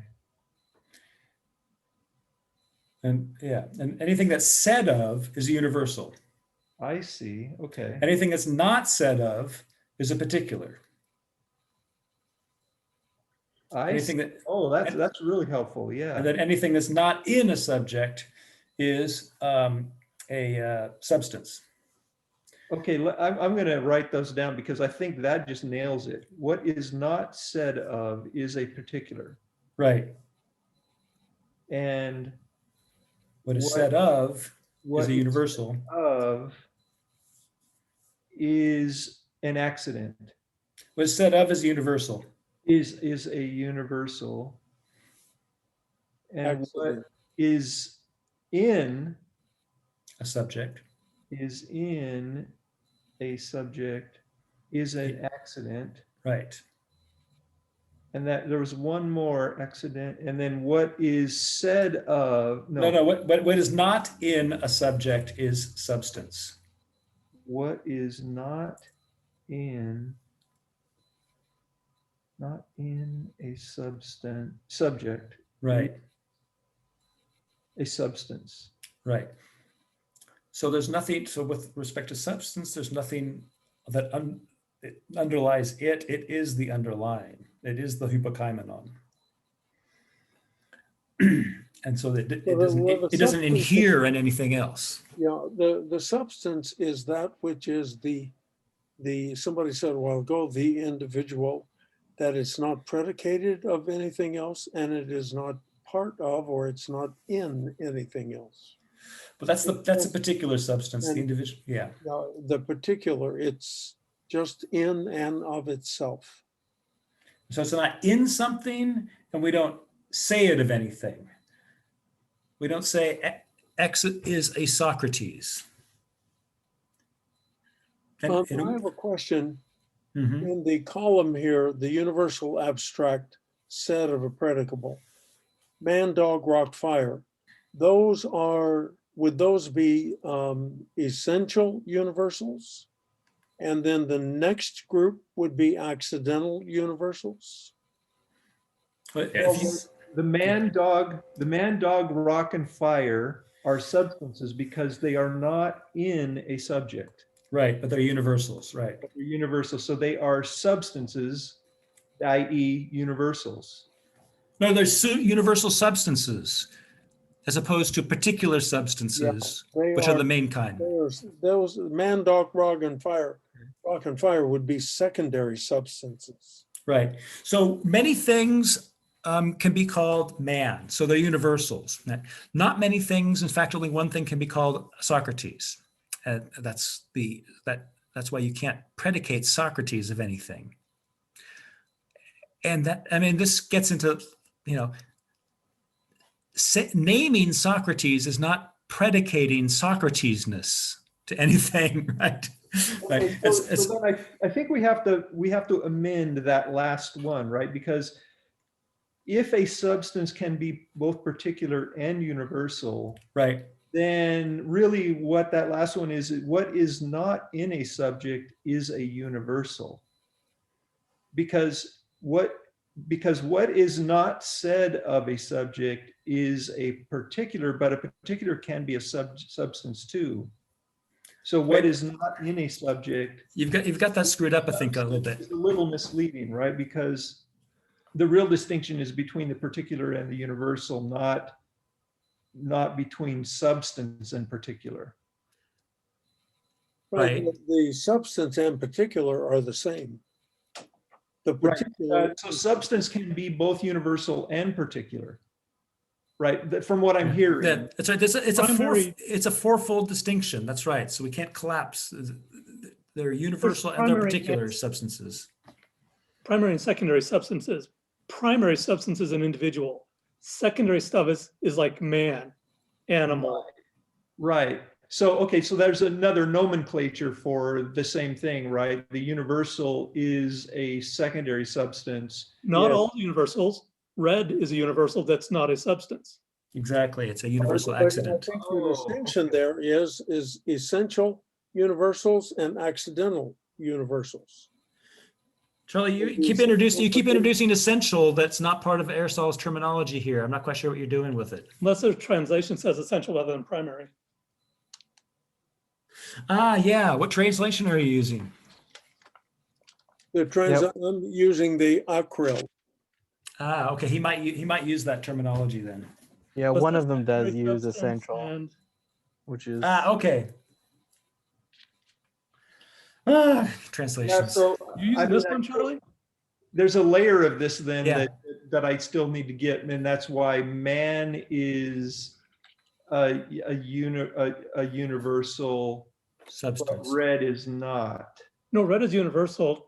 Red's not a substance. Yeah, why it's not a substance, but why man is. Oh, I see. Only because its relation to particulars is different. Look, well, yeah, I guess that's. It's not clear, but yeah, it's like a text. I think of it as a taxonomy of your. If you're drawing out an animal taxonomy, you know, it's like Tim, man, animal, living thing, or something like that. I think that chain is all your substance. Only Tim is the primary substance. Everything else above that, and all the accidents like white, long-haired, sitting down, whatever. Those are all accidents, not substances. Gotcha. Right. So can I just say something here? So if we're describing Socrates and we call Socrates a man, then everything that belongs to the account of man belongs to Socrates. Yes. And that's it's a secondary substances. But if we say Socrates is white, we are not saying, well, Socrates is color, right? But that he has a color. Right. And so it's not substantial predication, it's accidental predication because the account of what white is doesn't transfer to what Socrates is. Yeah. That's all gone into in categories 5. He talks about the different way that a substantial predication works and an accidental. Everybody. Thanks for coming, Charlie. We'll see you next week. Thank you. This is a great discussion, and I'll see you soon. Yeah, thank you. Looking forward to it. Take care. Bye. Right. So we see the problem is that we'd have to take the accounts into account. Right, Do we have to take the logos into account and say that, white is a color, but when I call Socrates white, I'm not calling him a color. And therefore, color or white isn't an essential or a universal substance. But he says it then says what is predicated of a secondary substance is also predicated of the things below that are subsumed. Right. But whereas what is predicated of an accidental universal is not. So white is a color, but I'm not going to say Tim is a color. Right. If I say man is mortal, I can say Tim is mortal because when I Exactly. predicate man, you're a substantial predicate, secondary substantial one, also filters down that chain. But things I say about color don't filter down into Tim. So you can't say that an individual person is a white. Yeah.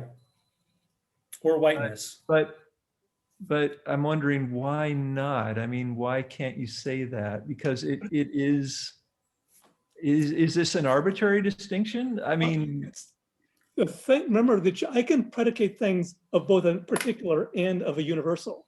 So it's a way that you're off by one in the thing. When I say Tim has white or is white in this and that, when I can predicate white as a universal, I can predicate something of the universal white. White is a color. But I cannot, but that predication I made of color to white does not transfer over to Tim. Tim is not a color. Right. But Tim's white is a color. Yeah, right. But if you go down, because that's the accidental path, the substantial path, the predication of the universal, like when I say of man, that is man is mortal. Or man is an animal, I say man is an animal. That predication that attached to man, the universal, because Tim is also a man, that did transfer down into Tim. Tim is also mortal. But Tim is not a color. So there's a difference in attributing the universals that we attribute of Tim. If you attribute things of those universals, they behave in different ways. well, I mean, you can't say Tim is mortality, but you can say Tim is mortal. You can say Tim is white. It's but you can't say transitivity. That's what I'm Tim trying is to say. whiteness. So Tim is a white in particular. Tim is a mortal in particular, but Tim is not a mortality. Tim is not a whiteness. So I sort of see that. Predication on the substantial universals is transitive. They flow through to the So Tim, your dying is not my dying. That's why. That's well, we have to wait. That's why you're not mortality, but it's your mortality, right? It's the particular mortality that belongs to you. At the level of substance, things necessarily entail other things. So primary substances, being what they are, entail that they have secondary substances. But all of the accidental ones, right, they don't have the same relation. So I had a thing I was going to say and I forgot it. So it's not as simple as saying that the substantial substance is one of genus and species, because I am not of the species mortal, right? But that is a substantial predicate of me rather than an accidental predicate. I am not of the genus mortal. I am of the genus man. But both are substantial predicates of me. Is mortality a substantial predicate of you? I don't know. it's something you can predicate of man maybe. And because man is a substantial universal, they'll go through down to you. Exactly. Somebody else was talking. I think I talked over him. No, I was just agreeing with you. I'm a little concerned. We've gone pretty late, and I think we're moving forward. We're going to have to cover this. Right, but it is very confusing the way he puts it, and we can understand a little bit the terminological innovations that came to clear this up. But the fact is that if you just run with those terminological innovations, they have been handed down, and they have accrued meanings that don't belong in what Aristotle is doing right here. Right, so we have to understand them through these. And we're starting to get it. I mean, I feel like everybody's starting to get that these are, well, I'm going to use a modern term, internal relations. The magnificent seven that are left here. Yeah. Tom, good for you for sticking around. The rest of us are tried and true warriors, and we could talk for like 6 hours and without batting an eye, but you're the only one who stuck with us this long. I appreciate it. Yeah, and thank you for allowing us to use your graph as a starting point for this clarification. You're welcome. I think that your approach, Tim, is spot on, which is you have to have examples. You have to use your own examples and test it on your own understanding of what is going on, and to maybe use a different example than even Aristotle's own in order to understand what he's trying to say. And so everybody, I would think, should do that to get that independent understanding from it. Mm-hmm. All right, I want to shut her down now. All right, thanks very much for hanging out, everybody. It was great